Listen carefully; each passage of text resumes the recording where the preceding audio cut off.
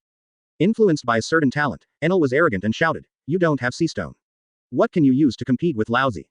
Puff. A bloody gash opened on the chest. Enel was stunned for a moment, then belatedly realized the pain and yelled, damn it. Why? It hurts so much. A strange heat flowed along the demon sword into Neuer's body, and Neuer's physical strength was instantly restored. Neuer's health wasn't depleted to begin with, and the force fed back by this blow almost suffocated Neuer to death. Finding that he couldn't ignore the attack, Enel covered his wound and shouted in confusion, what kind of knife is that? Why can it cut me? Weber sent his gorilla teammates to a safe place and stared at the layer of Haki covering the demon sword. Then Weber punched the ground unwillingly, muttering, if I had that kind of power. To be honest, if Enel had not eaten the Logia fruit, no matter what fruit he had eaten, Weber might have really been able to destroy him. Because Weber's character is far beyond that of an ordinary person, and more importantly, Enel's character is too bad. Enel continued to use electric shocks to activate his body, swinging his arms and fiercely hitting the four thunder drums behind him, and roared. I want to show you what the power of God is. Chapter 75 The War Stops. The sound of thunder drums, assisted by lightning, was captivating, and the deafening thunder completely engulfed the entire palace.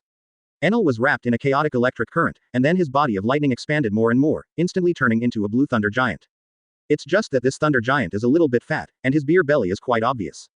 200 million volts, Thunder God. Enel's voice came from the giant mouth of Thunder God, resounding in everyone's heart like the sound of heaven. Enel looked at Neuer, who was as tiny as an ant, and laughed wildly, a mere mortal. Let me show you the power of God. Along with Enel's roar, a giant palm of lightning slammed down on everyone's heads. The powerful force and terrifying electric current stunned everyone in Shandia. Is this the true strength of Enel? With this slap, I'm afraid the entire Arpayado will be destroyed. Neuer looked at Lei Zhang calmly, and a sharp purple light lit up in his deep black eyes. The armament Haki in his body and mind almost solidified into substance and gathered on Gimara, making the already evil sword look even more bizarre. Since integrating the two golden sword talents and practicing hard, swordsmanship has become Neuer's strongest means of attack. Flames rose from under his feet. Neuer stepped on the tornado of fire and drew his sword to attack Enel's thunder hand. The sky that was originally filled with blue lightning, at this moment, was left with only the inky black sword light. Holding the Guimo Luo, he slashed through the sky and the earth, splitting the body of the god of thunder. The power of thunder and lightning in the air seemed to be swept away. Neuer's figure stood in the air, like a heaven-defying man who had successfully killed a god. Weber stared at Neuer in shock, his mouth opened so wide that he seemed to be about to swallow Aisha. It's fine that he killed the priest instantly, but he also killed Enel in one blow. Neuer landed gracefully from the air, put the Gimoro back into the sheath, and stroked his black hair coquettishly. Neuer looked at Enel who was vomiting blood and unconscious, and began to think in his heart. Kill it and get the thunder fruit. But the big ship that Neuer liked, the Ark Maxim, also required a huge power supply. He was alone, and he would definitely have to change his talents later. Apart from the 6 fixed ones that can be fused, namely appearance, swordsmanship, 3 Haki, and physique, Neuer wants to fuse 3 more fruit abilities into the remaining 4 slots. Advertisement. By fusing 2 Logia, Zone or Paramesha talents once, you can have 3 pervert dark gold quality talents. This makes it both versatile and unbeatable, and the remaining slot can be used to replace the talent in the encyclopedia. Perfect plan. If you think so, you should keep Enel as a power bank. If we take this guy to Qinghai and strike him a few times, there should be no problem. Of course, after all that, Thunder Fruit's talent still needs to be collected. I had copied Hawkeye's 2 talents before, and the copy cards were almost used up. Fortunately, I had a good relationship with Hawkeye and he gave me another one. Now it's gone again. The Thunder talent replaced the Bear Fruit. Neuer didn't really need this fruit ability that simply enhanced the physical fitness. The Bear Fruit was only used to help me get through the novice period, but now. Not to mention the Clone Fruit, the 3 Logia abilities of fire, lightning, and sand are all among the best in the world. Weber happily accepted Enel's ability. He walked up to Neuer and asked, what should we do with this guy? Neuer picked up Enel and asked, don't you want to kill him for revenge? Weber shook his head and said, I can see that he is useful to you. It doesn't matter to me whether he is killed or not. It's not just Enel who has a grudge against Ashandia. The gods of Sky Island are all like that. Neuer nodded, having fallen into a misconception before. The Shandians lost their homeland, not because of Enel. 400 years ago, Arpayado rushed to Sky Island, and the ruler of Sky Island at that time began to rob this place and launched a war. Enel is just like the previous gods. In terms of hatred, I'm afraid Weber's hatred for Enel and Ganfer is not much different. Neuer looked away and chuckled, speak of the devil. Weber was stunned and turned his head to look. His nerves, which had originally relaxed, tensed up again. The former god, Ganfer, that abominable fellow is here. Advertisement. Weber raised the incendiary cannon in his hand and aimed it at the man riding a Pegasus and flying in the air. The bird that had eaten the Mama fruit spread its wings, and Ganfer riding on the Pegasus looked like a sky knight. Ganfer stared at the sky palace that made a loud noise in amazement, and murmured in disbelief, Enel was defeated. He came here because he heard the noise in the sky above Arpado. He didn't expect that the god like Enel was defeated and was even carried by a Qinghai man. Neuer threw Enel to Weber, holding the knife, and shouted to Ganfer in the air, "Old man, stop looking at lousy in the sky, come down and talk." Ganfer frowned, his thick white beard twitching, and shouted, "Who are you? Why are you with the Shandians?" Weber narrowed his eyes and was about to shout to Ganfer when Neuer beside him suddenly moved. The black sword light lit up and rushed towards Ganfer with the power of annihilation. The devastating slash flew past Ganfer, and the white beard on one side of his face was instantly destroyed without leaving a single hair. Ganfer broke out in a cold sweat, and Neuer's cold voice came to his ears. "I told you to come down." As the ruling god of Sky Island, Ganfer is unlike previous gods such as Enel. He also wants to resolve the war between Shandia and Sky Island. Unfortunately, the hatred of the Shandian people who lost their homes cannot be resolved by time or a few negotiations. In the original novel, Enel wanted to destroy everything on Sky Island, and the two parties who had suffered from this disaster reached a settlement agreement. But now Weber is one of them. Although Neuer doesn't want the war to continue, he has no problem helping Weber vent his anger. Threatened with death by Neuer, Ganfer dared not say anything more and obediently rode the Pegasus down. Ganfort dismounted, saluted respectfully to Neuer, and asked hesitantly, "Sir, Enel." Neuer interrupted him and said, "Now that he's defeated, I'm going to take him away. Don't worry, he won't cause any more trouble for you." Ganfer glanced at Enel, who was carried on Weber's shoulders, and said, "I wonder what the purpose of doing this is, Your Excellency." Neuer sneered, pointed at Weber and said, "I made some agreements with the Shandian warriors. Do him a favor. There is one more thing." Neuer looked around at Weber and Ganfer and said in an unquestionable tone, "From now on, Arpayado belongs to the Shandians, and Sky Island will continue to be ruled by you, Ganfer. I don't care whether you want to exchange trade or make enemies, but here, there will never be a war." Chapter 76 A Kiss. Ganfer was a little hesitant, but Weber agreed without hesitation and said, "The Shandians only want their homeland. As long as no one robs Arpado, it doesn't matter if there is a war or not." Neuer saw Ganfer's hesitation, his eyes became dangerous, and asked, "What are you thinking? Still want to start a war?" Ganfer shook his head and said, "Of course not. War will only lead to tragedy. But Arpayado has already washed up on the White Sea and has become part of Sky Island. If we divide and rule, it will be very difficult for everyone on Angel Island." Neuer interrupted him and said, "I don't care. Besides, the Shandian people's home was taken away by your ancestors and forced to become your territory. Why are you pretending to be pitiful?" Shaking the ghost Moro in his hand, Neuer said with a hint of threat in his tone, "Weber will be my partner, and I will help him with his affairs. If I return to Sky Island and find you guys still behaving like that." After hearing this, Ganfer understood that no matter what, Neuer sided with Weber of Shandia, but when it came to the issue of the two countries, he treated them equally and did not help either side.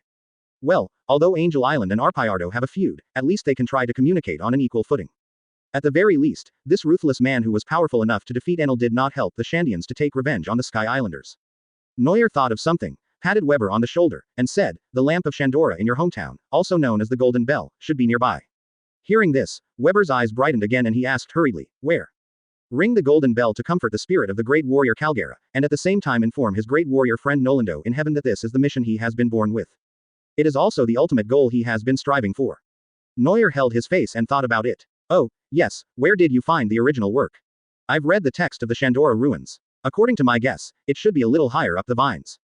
A voice with unique feminine charm sounded, and Robin led Lanchi and Aisha, gracefully crossing the battlefield to Neuer. Neuer looked up. Are there vines above? That Enel guy didn't notice him even though he was so close. Fortunately, this time, Ganfer's Pegasus was requisitioned by Neuer, and several people were easily carried up. Above the lonely island clouds, a huge golden bell covered with green moss stood there tilted. Directly below the golden bell, a familiar stone tablet is embedded in it. Advertisement. Robin's beautiful eyes lit up, and she said in surprise, "Historical text." Weber looked at the golden bell with deep emotion. The French treasure from his hometown, the lamp of Shandora, after 400 years, finally returned to Shandia's arms again. Neuer accompanied Robin, quietly waiting for her to finish interpreting the historical text. After a while, Robin couldn't hide the amazement on his face, and said to himself, "The Pirates King and Raftel, the real history." Robin suppressed his surprise, and unknown emotions danced in his lively eyes. It was excitement and hope. Neuer looked at the pretty person next to him and smiled knowingly. This was also one of the reasons why he brought Robin to Sky Island.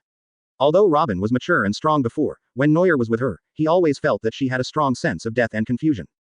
Therefore, give her a goal, let her find her direction, and work hard with her. This is the best way to help Robin get rid of her entanglement. Robin looked at the ancient text in front of him with great joy. He glanced to the side and suddenly saw the gentle smile on Neuer's lips. Robin's heart trembled, and a bright smile appeared on her pretty face. She said, "Thank you, Neuer." Neuer shook his head and said with a smile, "You're welcome. We're just friends." As Neuer spoke, Robin subconsciously observed his expression, an action that was almost ingrained in him. Finally, she couldn't help but ask, "Don't you want to know what's written on it?" Neuer shook his head decisively and said, "Not interested." Besides, Neuer grinned, and shamelessly stuck to Robin, saying, if you don't want to talk about it, you can talk about it when you are willing. Robin blinked her beautiful eyes, the smile on her face full of tenderness and helplessness. I almost forgot that this guy is an idiot straight man. He wouldn't guess what he knew. After thinking quietly for a moment, Robin tilted his head and stood on tiptoe to reach Neuer. However, the height difference between Neuer and Robin is really a little cute. In desperation, Robin puffed his cheeks and said angrily, you, bend over. What? Advertisement. Neuer was stunned for a moment, then he did as he was told out of habit. As soon as he leaned over, a pair of arms gently wrapped around his neck. At the same time, a cool and soft touch blooms on the face, warm breath blows on the skin, and an alluring fragrance lingers at the tip of the nose. At that moment, Neuer suddenly felt half of his face tingling. That feeling was even better than being sprayed by conquerors. Neuer remained bent over, standing there stupidly. Robin had already let go, put his hands behind his hips, and walked away with brisk steps and a beautiful smile. This is a reward for you. It took a long time for Neuer to react. If nothing unexpected happens, this should be an accident. Neuer was so excited that he jumped up and down. He didn't expect that taking Robin to read the historical text would bring him unexpected gains. Neuer rubbed his face foolishly, and laughed, mumbling something. Ha, hee. Oh hiss, yo hee. Weber was just immersed in the excitement of finding a national treasure, but when he turned around, he saw Neuer rolling on the ground and grinning like a husky for some reason. Weber was filled with black lines on his head. Is this his future captain? Neurosis isn't contagious, right? After laughing for a long time, Neuer finally noticed Weber's gaze and quickly got up from the ground. He cleared his throat and asked seriously, so, what are you going to do with this thing? Are you going to ring it now? Weber looked excited, but he still shook his head and said, I want to bring the news to everyone first, so that the glory of Shandora can be restored under the gaze of the Shandians. Neuer shrugged and said, it's up to you, but get ready quickly. I'll leave as soon as I find the boat. Weber nodded, then asked in confusion, boat? Where did Sky Island get the boat for you to find? Just as Neuer was about to speak, Enel, who was thrown at his feet, began to wake up. Neuer had a wicked smile on his face and said, those who know where the ship is, won't wake up now. Enel endured the severe pain in his body and forced his eyes open, looking at Neuer and Weber in confusion. Enel, with her headscarf torn and her hair styled like an old lady, was trembling. Why are they looking at me like that? Chapter 77 Arc Proverbs. Neuer pulled Enel up like a bandit and asked, Dalu, I have something to tell you. Enel got goosebumps when he heard Neuer's affectionate address, and stammered, what are you doing? After being defeated once, the negative effect of arrogant false god on Enel temporarily disappeared, so his IQ was still online. Enel knew very well that this overly strong man in front of him, smiling at him with a smug face, was definitely not a good thing. Neuer rubbed his fingers together and said nonchalantly, I heard, you secretly built a flying ship. Enel's face froze, and he denied it guiltily. Impossible. Absolutely impossible. Why would I build that thing? Enel's excuses were pale and powerless. Everyone present was silent, looking at him as if he were a fool. Neuer combed Enel's hair with his magic knife in a friendly manner and said, are you going to take me there in person, or? Enel resolutely admitted his mistake, bowed his hands to his side and said, I know where it is, please follow me. Neuer curled his lips and quickly followed Enel, who was leading the way. Weber used his gauntlets with seastone to firmly grip Enel's shoulders, making it impossible for him to even think of escaping. Enel led Neuer and the others into the depths of his palace. There is also a huge space inside, and in the hull of this space, a huge ship is placed there, and there are many Sky Island people with small wings working nearby. When these Sky Islanders saw Enel walk into the palace, fear immediately appeared on their tired faces, but when they saw Enel's miserable condition and the people behind him, they became happy again. Great adults. Has the former god come to save us? Enel was defeated by Lord Ganfer. The people of Sky Island were rejoicing. Guilt appeared on Ganfer's old face. He put down the spear in his hand and bowed deeply to everyone. Ganfer said ashamedly, everyone, the one who defeated Enel and saved everyone was actually this adventurer from Shanghai. From today on, Enel will no longer claim to be a god, and Shandia and Angel Island will not invade each other. Advertisement. Ganfer explained to his people, but the people of Sky Island no longer cared about who owned the Island of God. After being imprisoned by Enel to build the Ark for many years, they now just want to live a good life with their families. Weber's expression was somewhat complicated, showing strong hatred, wariness towards the people of Sky Island, and pity for their plight. Naturally, everyone was very grateful to Neuer and fell to their knees in tears. Neuer didn't care about their thanks. He looked at the Ark Proverbs with some dissatisfaction and said, this ship is so ugly. Weber, who had no aesthetic sense, couldn't help but agree. Besides being big and able to fly, I'm afraid there's not much else to see. Enel, whose face was flushed by the aesthetic shock, shouted angrily, as long as it works. Only superficial mortals care about appearance. Bang! Neuer punched Enel hard on the forehead with a loving iron fist, teaching him a lesson right there and then. The bag on Enel's head was smoking. Neuer withdrew his hand as if nothing had happened and said to the shipbuilders of Sky Island, how is the ship? Is it repaired now? The Sky Island residents who were assigned by Enel to build the ship said in embarrassment, the basic structure is almost ready, but the ship is too big and the construction is too much, so it may take time. Neuer pointed to the Ark and said, what if we build a smaller one? A boat that can accommodate more than a dozen people in their daily lives. The Sky Island resident was stunned and said, it's small enough. If we reduce the flying performance a little, it can be repaired and sailed in a month. Neuer nodded in satisfaction and said, well, can I ask you for a favor? After you meet your family, can you help me modify this boat? It would be best if it looks better. The residents of Sky Island nodded quickly. Not to mention that Neuer saved their lives, they had to help him just because he could defeat Enel with his military power. After everything was arranged, Neuer finally felt relieved and followed Ganfer back to Angel Island and informed everyone that Enel had been defeated. Weber also returned to the Shandia tribe and told his grandmother, the current leader of Shandia, about the Golden Bell. Grandma Weber and Ganfer also negotiated again, but this time with Neuer's support, the two leaders finally reached a consensus. Although Angel Island and Arpaioto are both located in the White Sea and are both Sky Islands, they are not one and the same, and communication between the two will not be blocked in the future. Having said that, the hatred that has accumulated over the years cannot be resolved so quickly. I'm afraid both sides will have to go through a fairly long period of cool-off. Fortunately, the war has stopped, and they can only solve the rest by themselves. Advertisement. Neuer is not their babysitter, so how things develop is none of his business. I have noticed that the host has changed the plot. Rewards have been issued. One universal copy card, one opportunity to create a custom Sky Island. Change the plot. Neuer was stunned. He almost forgot that changing the plot system could also give rewards. But he killed Wapple before, which was considered a change in the plot, so why was there no reward? The development of the Sky Island chapter is obviously different from the original. Shandia and Angel Island have not been unified, and the important character Enel Weber is also going to be abducted to Qinghai by himself. Is it because the extent of the change is not significant? Neuer shook his head and stopped thinking about it, looking carefully at this novel reward. Sky Island generation opportunity. Does this mean that a Sky Island can be created directly out of thin air? Awesome. Neuer excitedly put his consciousness into the system, and the system's prompt sounded. Host, do you want to customize your own Sky Island here? Warning. Once generated, it cannot be taken back. Neuer quickly braked and thought, forget it, it seems that Sky Island cannot be built here. And this is not used currently. It won't be too late to release this Sky Island when I have my own piece of land in the future. Neuer was in a good mood having received a big reward. He picked up the coffee in front of him and sipped it carefully. He was now on Angel Island, with nowhere to go, so he happened to be staying at Uncle Pagya's house. Robin walked out of the room next to him and said to Neuer with a smile, Captain, Connis wants to go to Qinghai with us. Can you agree?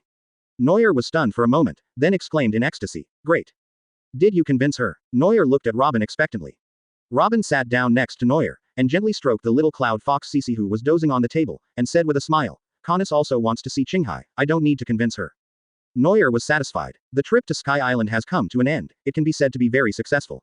Chapter 78 Return to Qinghai. A month passed quickly, and during this time, Neuer was taken by Uncle Pygea to many places to play. I have to say, the beauties on Sky Island are really beautiful. Neuer is almost dazzled by looking at them so much these days.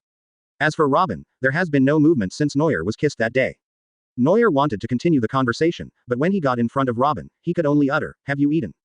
Although their relationship progressed a little slowly, the shipbuilding progress was extremely fast. Less than a month later, a large sailing ship appeared in front of Neuer. The entire hull is made of blue and white wood, which has the temperament and style of Sky Island. The stern is equipped with Sky Island's specialty wind shells, which can be used for acceleration. The bow of the ship was specially designed to look like a dragon's head at Neuer's request. The interior of the ship has been renovated by Sky Island's shipbuilding master and is equipped with all kinds of daily necessities and rooms. The original Arc Maxim was covered in gold, like a nouveau riche. Although there is less gold on the hull now, it is all exposed on the interior, making the cabin look very luxurious and noble. More importantly, the ship's power supply system has not been dismantled and can still support free flight for a period of time. Neuer jumped onto the Arc Maxim with joy. He had a sudden inspiration to decorate the deck, imitating the 1,000-mile sunshine. However, what is laid on top is not grass, but Sky Island's processed specialty, soft island clouds. Neuer rolled around on the deck, resting his head on his arms and sighing, this is life. Robin stamped the cloud under his feet and smiled with satisfaction. This way, even if we leave Sky Island, we can still feel the touch of the clouds. Connis was also holding Yunhu Cece, standing stiffly on the Arc Proverbs. When Robin saw her, he quickly brought her over to visit the ship. Weber, with a bandage on his arm and a grim look on his face, sat in a corner of the boat. A few days ago, Shandia held an event to ring the golden bell. Weber, as the bell ringer, used his flesh and blood to hit the golden bell weighing several tons. The sound of the bell resounded through the sky, and almost everyone on Sky Island, even people in Qinghai, could hear it. Weber didn't stop ringing the bell until his fist was covered in blood. According to Neuer, this guy is just a fool. He has to use his fists when there are many other ways to do it. However, Weber, who had completed his mission, did not show any concern for the pain in his body, but instead let out a long sigh. Advertisement. After completing the mission, Weber took the initiative to find Neuer and officially served his crew. As for Enel, at first, that guy wanted to use his ability to escape while Neuer wasn't paying attention, but luckily Neuer discovered it quickly. After beating him up, Neuer came up with a good idea and soaked him in water. It was almost a month, and just before leaving, Neuer remembered that Enel was still in the water. Enel, who had suffered so much injustice, dared not speak out. When he saw the modified maxims, he closed his eyes and almost fainted. All my years of hard work have been changed beyond recognition. Neuer locked Enel in the energy supply room at the bottom of the ship so that the Big Road brand power bank could provide power to Proverbs at any time. Arc Maxim. The ship that should now be called Arc Maxim landed in the White Sea and slowly sailed towards the exit of Sky Island. Canis hugged Cece and said goodbye to her old father in tears. Weber also stood by the boat and solemnly looked at his Shandian compatriots who were seeing him off. On the shore, Lanchi was holding Aisha's hand and looking at Weber with reluctance. Even Neuer from 8 trigrams wanted to know about their relationship. Gonful led everyone to the exit, and in front of them was the Yunhai waterfall, which was almost 90 degrees. Ganfer looked at Neuer and shouted, "Sir Neuer, please don't bring Enel back again."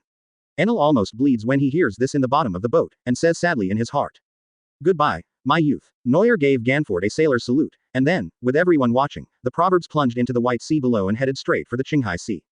"Goodbye. Come back often. Forget Enel." With the warm farewell of the Sky Island residents, Junyan rushed down without any regrets, heading for Qinghai, where there were more adventures. When Neuer rushed onto Sky Island, there were only 2 people. Now that they have returned to Qinghai, there are 5 people and 1 fox. Neuer held onto the boat's railing, walked into the room, picked up Sky Island's sounding bay, and shouted, "Dalu. Power on." Advertisement. Enel sat in the supply room in melancholy, and heard Neuer's hateful order, but dared not disobey.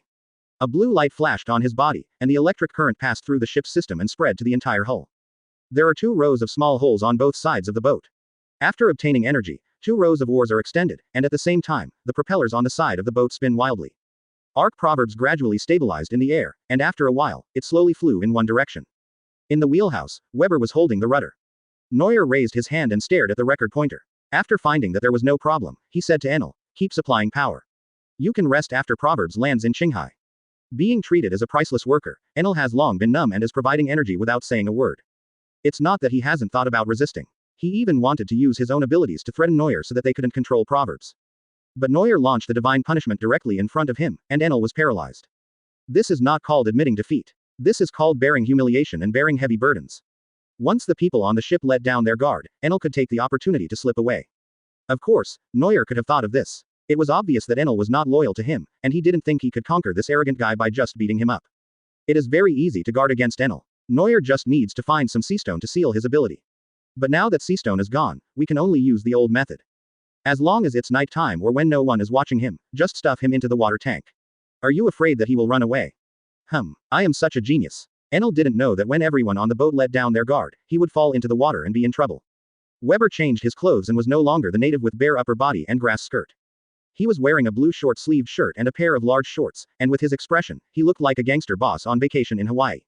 Canis and Robin were chatting on the deck, while Neuer was lying comfortably in a chair basking in the sun, holding a little fox wearing sunglasses in his arms.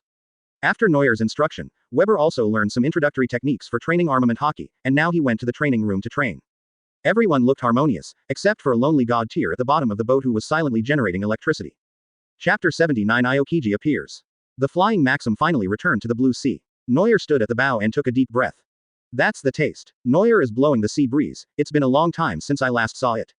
After a trip to Sky Island, it really felt like a dream. Now that I'm back in Qinghai, it seems a little unreal. During this trip, Neuer gained a fighter and a musician, as well as a large capacity power bank. Although this lineup is still a little less than some pirates groups, at least it has everything. Although the proverb is nowhere near the original size, it is probably still larger than the average pirate's ship, and has quite a lot of rooms. In addition to the bedroom, Canis has her own pink music room, and Robin also has a study with a large collection of books. Neuer also often hangs out in the training room with Weber, and he plans to teach Weber the armament Haki. Weber's fighting style is actually very diverse, but his main means of attack are impact shells and incendiary cannons, which can barely make him a master of weapons. It's just that Neuer wanted him to change his tactics. After all, Weber's fighting talent is more reflected in his physical strength. Neuer had personally tried Weber's killer weapon, the repelling beetle, which was 10 times more powerful than the impact beetle and had a strong aftereffect. Neuer's arms were numb after using it, but Weber's physique was able to withstand the side effects of the counter-injury. Given Weber's physical strength, Neuer mainly taught him armament color, and Weber did not disappoint him. It didn't take long for him to sense Haki. But before it can be used in combat, it will probably take some time to train. He also did not fall behind in the ability of observation, but Weber's progress in this area was a bit slow. After training Weber as usual, Neuer went to the deck alone to practice swordsmanship. The power of the dark gold talent was far beyond Neuer's imagination. Neuer felt that his swordsmanship had improved by leaps and bounds. Even as long as Neuer carries a sword with him, his understanding of kendo will deepen all the time. A day of practice is over and it's time for dinner. After seeing Kanis's cooking skills, several people were stunned. Neuer once again lamented that it was the right decision to ask Kanis to come on board. After dinner, Kanis held Cici in his arms and asked curiously, "Brother Neuer, what will our next island look like?" Neuer calculated the distance and said, "The next destination should be the Seven Waters City, which is a world-famous shipbuilding island." Weber patted his stomach contentedly after a hearty meal and said, "The most famous shipbuilding island in Qinghai. Do you want to improve the motto?" Advertisement. Neuer nodded and said, "Since we are going to do it anyway, we can just change it. We won't lose anything." When flying away from Sky Island before, Neuer took away almost all the gold products and materials, and now he is quite wealthy. Just repair a boat, and beautify proverbs. The most noteworthy things in Water 7 are the spies of CP9. Neuer looked at Weber, thinking thoughtfully. The government and marine 6 styles are actually quite suitable for Weber, who has just arrived in Qinghai and is not used to the place. Once you get there, you can find a way to get the 6 styles. As for Kanis, it would be a good idea to find a way to give this little girl a devil fruit to protect herself. There are also Belmir and Nakigo far away in East Blue. You can also find a fruit for them to eat, preferably one from Logia. This way, even if he is not with them, Neuer can rest assured based on East Blue's average combat power. What? And Nami. That girl is very lucky, she shouldn't die. They spent a few days leisurely on the boat, but as there were too many people on the boat, trouble still occurred. Iwazi. Early in the morning, a shrill cry was heard on the Proverbs ship. Neuer crawled out of the warm bed, looked at the record pointer on his wrist in despair, and shouted, "I clearly adjusted the course before going to bed. Why did you turn back? Where is this?" Neuer's screams immediately spread throughout the entire ship, and Weber, who was sitting next to him, came out with sleepy eyes and a sharp hairstyle. A tuft of red hair drooped on his forehead. Weber yawned and asked, "What's wrong? So early in the morning?" Neuer covered his forehead, raised the pointer and said to him, "Our ship is sailing in the wrong direction." Weibo walked outside and said doubtfully, "That's impossible. I stayed up all night for a long time yesterday. Is there any problem?" At this time Robin also came over, and Kanis followed her, half asleep and half awake, hugging her waist and explaining to Weber. "This is the Grand Line, the weather is very weird, this kind of situation is rare, but it does happen."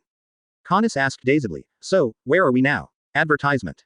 The super climate perception was working, and Neuer suddenly had a bad feeling. "Don't you feel it's a bit strange?" Weber nodded thoughtfully and said, "It seems that the sea breeze is gone." "Be quiet in Proverbs." Robin broke the silence and said hesitantly, "We are not going to enter the Calm Belt." Calm Belt. There is such a sea area in the Grand Line. Weber asked in surprise. Neuer sighed helplessly and said, "After entering the Calm Belt, it seems that the only way out is to use the wind shell. Fortunately, their ship is the Proverb, which can fly and jet, so sailing in the Calm Belt is not a problem."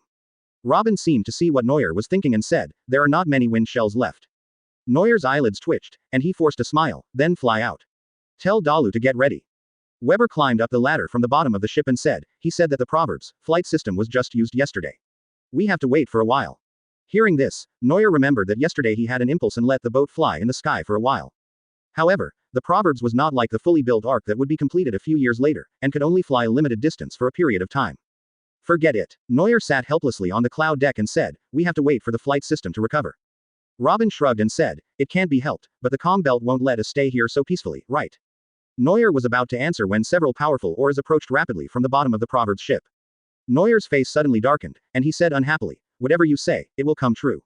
A moment later, Proverbs was lifted into the air by a giant beast, and huge waves rose in the nearby sea. Several fish-shaped beasts over 100 meters long broke out of the sea. They were one of the biggest disasters in the Calm Belt, the giant sea kings. Seeing such ferocious giant sea kings, Weber was not afraid, but an excited smile appeared on his dark face. Qinghai is really interesting. Neuer shook his head, held the knife and prepared to cook the big fish, but his observation Haki once again brought him bad news. In the distance, the outlines of ships gradually appeared on the sea surface. At first, there was 1 ship, then 2, 5, and 10 ships. There was a whole fleet of ships, and the marine logo was clearly written on the blue and white flags. What frightened Neuer even more was the lazy man with an eye patch on the leading warship. Chapter 80 Fighting Aokiji. Neuer could recognize this sharp guy's look at first glance. Why is Admiral Aokiji, whose real name is Kuzan, in the Calm Belt? Neuer looked at Robin, and sure enough, her face turned pale, apparently she had also seen Kuzan. Could it be that he came here specifically to deal with Robin? Kanis, take care of Robin. Weber, Sea Kings is in your hands. Neuer stepped on the heads of the Sea Kings and rushed towards the Marine's warship, leaving Weber and the large Sea King staring at each other. Weber installed the impact shells with both hands, stepped on the cloud shells, and started fighting with several Sea Kings. Enel, who was imprisoned by Shanyu at the bottom of the ship, sensed a strong fighting atmosphere on the ship through the mind network. Is that kid Weber fighting? Enel sneered and crossed his legs. He hoped that those guys would be attacked, and even better, be wiped out. This gave him a chance to slip away. Neuer used the fishman karate to move quickly in the water and quickly approached Marine. He came to the bottom of the warship, stepped on the waves and easily jumped under the noses of the Marine soldiers. Marine was startled by the sudden appearance of the person, and they all raised their guns in unison to aim at Neuer. If he made any move, the soldiers would probably shoot him directly. Several warships nearby also raised their guns, ready to attack Neuer at any time. Neuer ignored the threats from these scumbags and greeted the tall figure with a smile. You should be Admiral Aokiji, hello. Kuzan wore a light green eye mask and a cloak of justice on his shoulders. He was so tall that even Neuer had to look up to see him. But after a long time, Kuzan didn't make any movement. The Marine adjutant on the side finally reacted and pulled Kuzan and said, Aokiji Admiral. The criminal Neuer ran onto our ship. Oh, Kuzan murmured something incomprehensible, pulled down his eye mask, and said sleepily, Nani, are you back to headquarters? Veins popped out of the adjutant's forehead, and he said quickly, don't sleep, Admiral, look. It's Neuer. Kuzan lowered his head, looking at the handsome guy in front of him with a casual gaze, and said, ah, you are Neuer. Advertisement. Neuer's mouth twitched and he could even fall asleep while standing. What a great skill. Killing the king of a member country of the world government, why would you do that? Aokiji narrowed his eyes and spoke in a calm tone as if he was chatting with an old friend. Neuer shrugged his shoulders and said casually, he's just an idiot pest, so just kill him. Kuzan nodded. He didn't say anything about such outrageous words. Instead, he agreed. Wapple, I know. For a glutton who only knows how to eat, it really doesn't matter whether he dies or not. At this point, Kuzan suddenly changed the subject and continued, but you have undermined the dignity of the world government. As a Marine, I still want to arrest you. Neuer shook his head and said with a smile, Marine, you are really a good pawn of the world government. Holding the Guimo Luo in his hand, ready to draw his sword at any time, Neuer said, in that case, are you going to do it? Neuer, who was eager to try and was about to fight with Admiral, was suddenly stunned because Kuzan in front of him actually lay down. Kuzan lay on the deck with his arm as a pillow, yawned and said, forget it, I'm not interested in fighting you. I've taken off my pants, and you say you can't do it. Neuer's face turned pale and blue, and he really couldn't figure out Kuzan's thoughts. Kuzan half closed his eyes and said, just to remind you, Nico Robin is a dangerous woman. It's best to keep some distance from her. Neuer narrowed his eyes and sneered, you don't have to worry about that. The government or the Marine, if you dare to do anything to Robin, just try. After that, Neuer jumped into the sea again in front of all the Marines and returned to Proverbs. The huge pressure gradually disappeared, and the soldiers' muscles relaxed. The adjutant asked Kuzan in confusion, Admiral Aokiji, why did you let him go? Isn't our target Neuer? Kuzan sighed lazily and said, what the government is interested in is Neuer's fruit ability. I'm afraid they will have to capture him alive. It turns out that someone had been eyeing him since the first match between Alabasta Neuer and Crocodile. Marine is very concerned about Neuer's endless abilities, which according to Shichibukai Crocodile can replicate the power of the devil fruit. This capability has never appeared in history, and the government and the Marine are paying special attention to it. No one knows what will happen if this devil fruit awakens. Afterwards, Neuer on Drum Island killed Wapple, provoked the government and committed a crime, which finally gave them a legitimate reason to take action against Neuer. Advertisement. The order from Sengoku and the government came down early in the morning. Admiral Aokiji led the team personally. The main purpose was just to test the enemy and it would be best if they could capture him alive. It's just that Neuer and others had gone to Sky Island before, and it was not until now that Kuzan and others found Neuer's trace. Through a brief contact, it was not difficult for Kuzan to see that Neuer was also a lawless person who did whatever he wanted. And judging by the aura he carries, Haki's training is probably quite powerful. Kuzan did not try to capture Neuer because he had his subordinates behind him. He didn't want to bet that Neuer wouldn't take action against them. The carefully selected Marine troops have become a burden. If Sengoku knew about this, he would probably send the more decisive Akainu to carry out this mission, right? But that's okay. Based on Kuzan's understanding of the Marshal and the Five Elders, he might still have a way to win over Neuer. Shichibukai. Kuzan watched Neuer leave with an expressionless face. However, whether it can reach that point depends on the government's approach. The next destination should be the Seven Waters City, where Eni's lobby is also located. The government's hidden agent CP9 will definitely take action against this kid, so just wish him good luck. Neuer returned to the Proverbs and used Conqueror's Haki to quickly clear out the huge Sea Kings. Weber fought heartily, panting heavily, and pointed at the warship and asked, who are those people? Neuer said solemnly, Marine, the one leading the group is Admiral, one of the best fighters in Qinghai. Seeing his serious expression, Weibo couldn't help but ask, is he stronger than you? Is he better than me? Neuer calculated the strength of the enemy in S, and found that the power of frozen fruit was restrained by Amaterasu fire. Moreover, his armament color and swordsmanship are also outstanding. If a fight really comes, if nothing unexpected happens, his chances of winning are quite high. Unfortunately, Marine was too alert just now, so Neuer couldn't copy Kuzan's talent. Neuer had a vague feeling that the Marine and the government seemed to have their eyes on him. Is it because he mistook the system function for the Devil Fruit's copying ability? They don't really believe in the existence of replicating fruits, do they? Chapter 81 Ace's News. After much difficulty, he got rid of the entanglement of the Sea Kings and escaped from the watchful eyes of the Marine. With the help of the electrical energy of Proverbs, Neuer and others finally escaped from the Calm Belt. The Marine's special warships can sail freely in the Calm Belt without being detected by the Sea Kings, but they can't. Robin looked at Neuer worriedly and asked, "Didn't Aokiji do anything?" Neuer shook his head and said, "He had some concerns or other purposes, so he didn't make things difficult for me."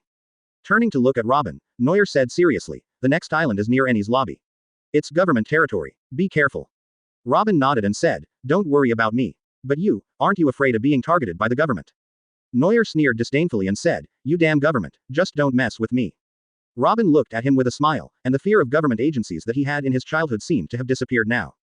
According to the original plot line, Robin defected and sacrificed himself in order to protect the Straw Hat crew when he was in Water 7. But it's different now. The biggest difference between Neuer and Luffy is the difference in strength.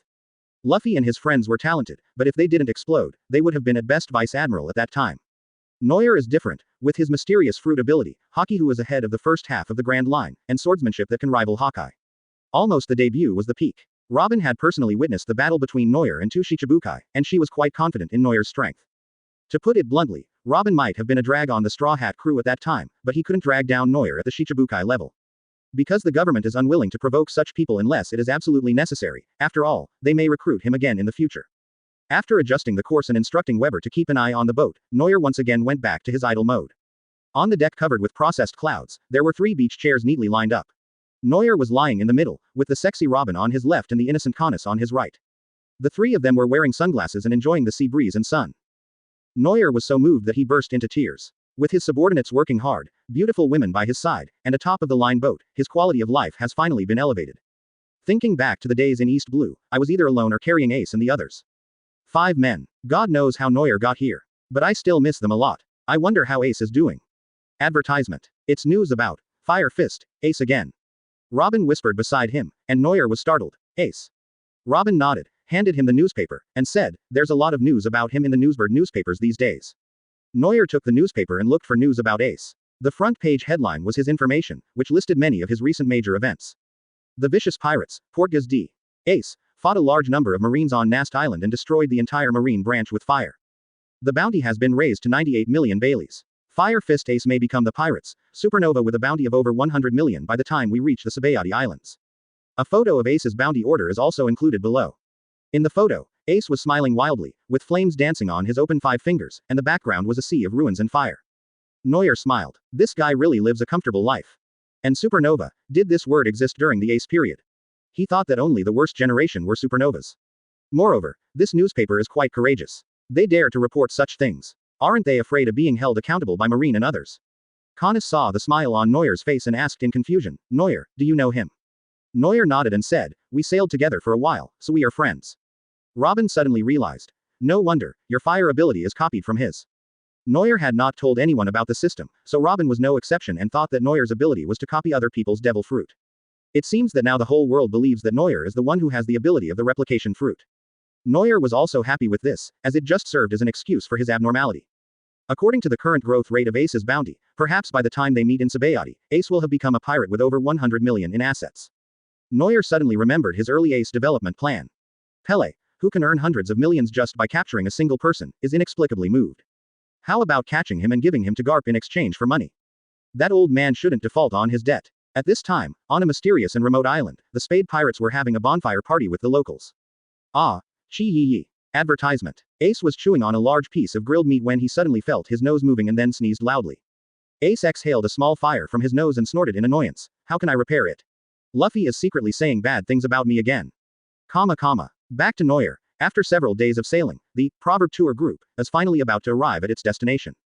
The Proverbs was not a pirate's ship, so there was no need to hide. Neuer drove the ship to the port and temporarily stopped there. Someone had to stay behind to look after the ship, and Enel couldn't stay here alone, so Weber was left behind. Out of humanitarianism and kindness, Neuer decided to take Enel along. According to Robin, this should be called prison fresh air. Enel, who had not seen the sun for a long time, finally crawled out from the bottom of the boat. When he stepped on the long-lost land, tears almost welled up in his eyes. After coming down from Sky Island, for countless days and nights, these beasts either made him discharge electricity or soak him in a water tank. It's a pity that he thought he had a chance to slip away before. There's no chance at all. Neuer put his arm around Enel's shoulders affectionately and said enthusiastically, Dalu, I'm taking you out for a walk today, so don't save money for me. Enel held a banknote with the number 100 printed on it in his hand and remained silent for a long time. Enel was new here, or maybe his brain was soaked in water and he was stupid. He really wanted to ask, is 100 Baileys a lot? When did Qinghai's economy shrink so much? Aren't 100 Baileys the same price as a marshmallow? Enel, who was doubting his life, did not notice that Robin and Connus behind him were carrying 2 backpacks. There's money in there. Neuer, the double-standard dog, raised his arms and excitedly ran towards the island, shouting, let's go to the Seven Waters City to play. The others behind him hurried to catch up, but Enel was the only one who was constantly thinking about ways to escape. Enel suddenly frowned and looked in one direction. Shin Gang's perception told him that it seemed like someone was watching them there. 3CT Chapter 82 Enel on the tip of the tongue. Enel quickly followed Neuer and whispered, don't say I didn't warn you, someone is watching us. Neuer raised his lips and said, I know. If Enel can sense it, so can Neuer. I was discovered as soon as I got ashore. It seemed that they had been targeting me for a long time. Neuer knew very well who was following him, and that he was most likely a government agent. CP9, I haven't even gone to look for them yet, but they came to me. Neuer whispered, don't make any noise, go into the city first. Several people nodded and quickened their pace. The person who was observing secretly stretched out a hand from under his windbreaker, with a small Den Den Mushi on his wrist. The Den Den Mushi opened its eyes and its facial features changed. Its features looked very soft and delicate, so it should be a woman. The man lowered his voice and reported, Neuer has entered the range of the Seven Water City. What should I do? There was silence for a while, and then a female voice came from the other side. Judging from her voice, she should be a beautiful woman with a queen-like aura. Don't take any action yet, just follow them, don't be too deliberate. The female voice gave the order in a steady voice, and the man quickly stood up straight. Kaido. Yes. There is a high possibility that there are CP9 agents in the Seven Water capital, please be careful. The man nodded and said, I understand. I won't get in touch with Neuer and his gang until I understand the situation. To Neuer's surprise, this man was not a government agent. But now, he couldn't understand the details. Neuer came to the entrance of the Seven Water City, where there were many merchants selling blue. Brew is a creature that is unique to the Seven Water City and is usually an essential means of transportation for local residents. Blue's eyes are dull, but each of them has a happy smile, looking so ugly and cute. It only cost 1,000 Baileys to rent a 2-person Blue, so Neuer rented 2. I originally wanted to ride with Robin, but Connus was very averse to Enel. There was no choice but for Neuer to ride in the same car with Enel. Advertisement The long-eared god, who was despised, almost turned green in the face, and followed Neuer in frustration. After entering the city, everyone quickly put aside unnecessary emotions. Because the City of Seven Waters is indeed a place full of magical colors. The streets were replaced by water, and the interconnected waterways were filled with passers-by, all with smiles on their faces, greeting each other warmly. This style of ocean currents everywhere reminded Neuer of a water city like this in his previous life on Earth. Connus was dazzled by the buildings on both sides and exclaimed in amazement, what a beautiful place. Sister Robin, look, the flute that person is selling is so interesting. Connus, who came to Qinghai and visited the island for the first time, found everything new and happily took Robin shopping. Enel watched Connus, who was now financially independent, go out to play, and felt miserable, looking at Neuer eagerly. Neuer felt sorry for him and bought 2 delicious meals for both of them. The shop owner smiled and greeted, this is our specialty, shui meat. The meat is very good. Enel picked up a piece of tender bone curiously and took a bite. The next second, Enel's pupils shrank, his eyes dulled for a moment, he chewed faster and faster, and then swallowed with a gulp. Oh! Enel struggled to get out of the enjoyment of his taste buds, sparks of satisfaction appeared all over his body, and he shouted, it's so delicious. The meat is as tender as water. Neuer was blinded by the lightning and said speechlessly, is it really that fragrant? Neuer also tried a bite and his eyes lit up as well. It is tender, fragrant and a little sweet. The key is the texture. It is obviously meat, but Neuer tastes like jelly. This meat is so delicious, boss, how did you make this? Neuer, who had acquired master-level cooking skills and was considered a genuine chef, asked curiously. The boss said proudly, this is the way we raise meat in the Seven Water City. If we change the place and method, we won't be able to make it this way. I see. Neuer was a little disappointed that he couldn't take it away, but then he said, pack another one and take it back to Weber. Enel quickly finished his portion and was eyeing Weber's meat. If he could beat Neuer, he would have tried to snatch it away. Neuer glared at him, but still paid for another one for him. Enel, who had taken advantage, followed Neuer ashore contentedly and followed him like a child. Hello, Mr. Mayor, advertisement, thank you for your hard work, Mayor, please take care of yourself. Secretary Khalifa is still as cool as ever, excuse me, this is sexual harassment heart. Ooh. Neuer was leading Enel around the street when suddenly thunderous cheers rang out from the sea behind them. The two curiously pushed through the crowd to look over. Enel asked in confusion, "What? Why is this person so popular? Is he the god of Qinghai?" Neuer rolled his eyes at him and said, "You are also a god, why don't you seem so popular? Didn't you hear them shouting? That's the mayor of this city?" Enel scratched his head. What did the mayor mean? Not a god, but a priest. Neuer didn't bother to care what Enel was thinking. He looked at the beautiful woman next to Mayor Bingshan thoughtfully. As expected, the people from CP9 have already lurked around the iceberg. Khalifa, Neuer has a deep impression. To be exact, I was deeply impressed by the beautiful Neuer in Pirates. In the original novel, he was defeated by his own sister in the battle at Eni's lobby, and it seemed that he had no fighting power. Neuer walked out of the crowd, approached the iceberg procession, and shouted, "Mayor Iceberg, I want to talk to you." Bingshan had a fashionable hairstyle, a layer of crimson lip gloss, and a serious expression, but he was surprisingly easy to talk to. He looked at Neuer and asked, "What do you want to say?" Khalifa on the side showed his acting skills like an award-winning actor, holding his black frame glasses and frowning as he said, "Sir, solving your problem is not on the mayor's schedule." Neuer glanced at Khalifa, and when he saw the hidden grooves in his business suit, he quickly looked away and said, "Ask your company's boatman to help me modify the boat." Khalifa became even more dissatisfied and said with a cold face, "Go directly to Carrera Company to repair the ship, don't block the mayor's way." Enel on the side glanced at her impatiently, and blue torrents of lightning surged from under his arms, trying to make this nagging woman shut up completely. Seeing that Enel could turn into lightning, a trace of fear flashed in Khalifa's eyes. This man has Logia users under his command. Neuer reached out and pressed Enel's hand, then smiled meaningfully at Khalifa. "Miss Secretary, I just want to ask you something, don't worry." Neuer looked at the iceberg and asked, "One more thing, I want to know, where is Frankie?" Chapter 83 CP9 in Hidden, Frankie. Hearing this name, Bingshan's eyes subconsciously showed a hint of vigilance. In the Water City, everyone believed that their beloved mayor would never have anything to do with a tyrannical gang leader. But in fact, they are from the same master, and although they fight and quarrel a lot, they have a very good relationship and are as close as a family. The two were unwilling to admit this relationship in public, simply because their master was the fishman Tom, the creator of the Water City steam sea train. What's even more amazing is that the ship that Pirate King Roger took to travel around the world, the Oro Jackson, was designed by him. After Tom was executed by the world government, the design drawings of ancient weapon Pluton were passed to Iceberg. However, Iceberg's identity was too eye-catching, so he entrusted the case to Frankie. So when Neuer came to him and asked to see Frankie right away, it was obvious that he knew something, so he had to be cautious. Bingshan pretended to be nonchalant and asked, "Frankie, I don't know where he is. Why are you looking for a gangster?" Neuer looked at him with a smile and said, "Mr. Mayor, there are some things that are not suitable to be said here." Bingshan looked at the enthusiastic citizens who gathered around him, thought for a moment and said, "Well, please wait a moment. I will take your ship to dock number 1, and we can talk in detail." Neuer laughed in his heart, finding an excuse to leave the boat behind. Is he afraid that he will run away? As it concerns ancient weapon, the master's entrustment in the safety of his fellow apprentice, Bingshan dare not be careless. He first brings Neuer to his own territory and then thinks of a countermeasure.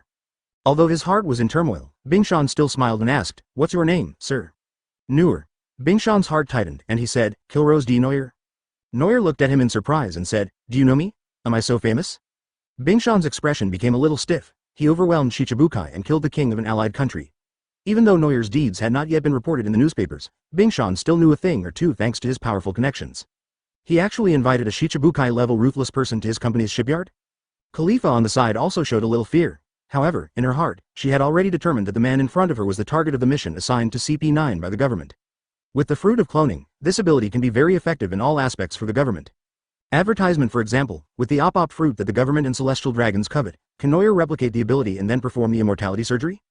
Can Neuer replace all the devil fruits that have forbidden abilities but side effects? What's more, as of now, there is no upper limit to the number of fruits that Neuer can replicate.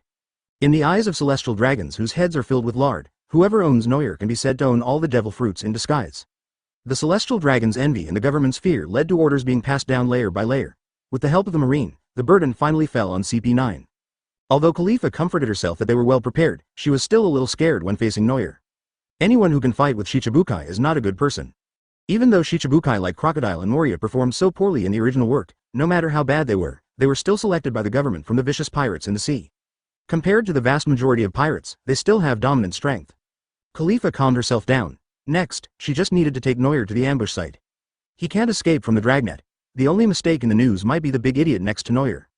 The information that Marine sent me previously did not include any information about Enel. Khalifa had ulterior motives, and Enel's sensitive observation ability vaguely sensed some of the fluctuations in her heart. Enel winked at Neuer quietly, and Neuer looked at him strangely and raised his eyebrows. The two of them inexplicably began a silent conversation. Enel, squinting. This girl keeps looking at you, I think she has something to hide. Neuer, Rambuo Noara, you know shit, that's because I'm charming. Enel. The guy who deserves a slap. Are you kidding me? None_none? Neuer, wink. I can beat Shichibukai. How normal is it to attract girls? Underscore. Enel, idiot face. Wait, what is Shichibukai? Bingshan looked at the two people who suddenly turned into emoticons with a strange expression. Is there something wrong with these two people? Iceberg entertained the two politely and walked towards his dock number 1. By the way, send someone to pick up Proverbs. Weber should also come along. Neuer and Enel walked into the shipyard on the Iceberg one after another, and a spirit of enthusiasm appeared before our eyes. Advertisement as shipyards go, this place is ridiculously large. What surprised Enel was that those shirtless, sweaty mortal boatmen were all very agile and clearly trained. Is this a boatman or a thug? Iceberg came to the shipyard and called out to the group of boatworkers. A young man in a peaked cap came over. He jumped up briskly, jumped in front of the Iceberg, and asked, Mr. Iceberg, what's the matter? Kaku, drive the sloop back to dock number 5. The instructions have been given over there. Iceberg said, and introduced Neuer by the way. Kaku, the foreman of our company's shipworkers, is called Shangfeng because of his strong jumping ability. Neuer nodded and looked at the long-nosed young man in front of him who seemed to be sunny. Kaku, Lucci and Khalifa, the government agents have great acting skills. There were 3 people lurking around Iceberg, but he didn't notice at all. Kaku's mental abilities were clearly stronger than Khalifa's, and he smiled politely at Neuer before quickly leaving. Bingshan said strangely, Strange? Where's Lucci? Why can't I see him?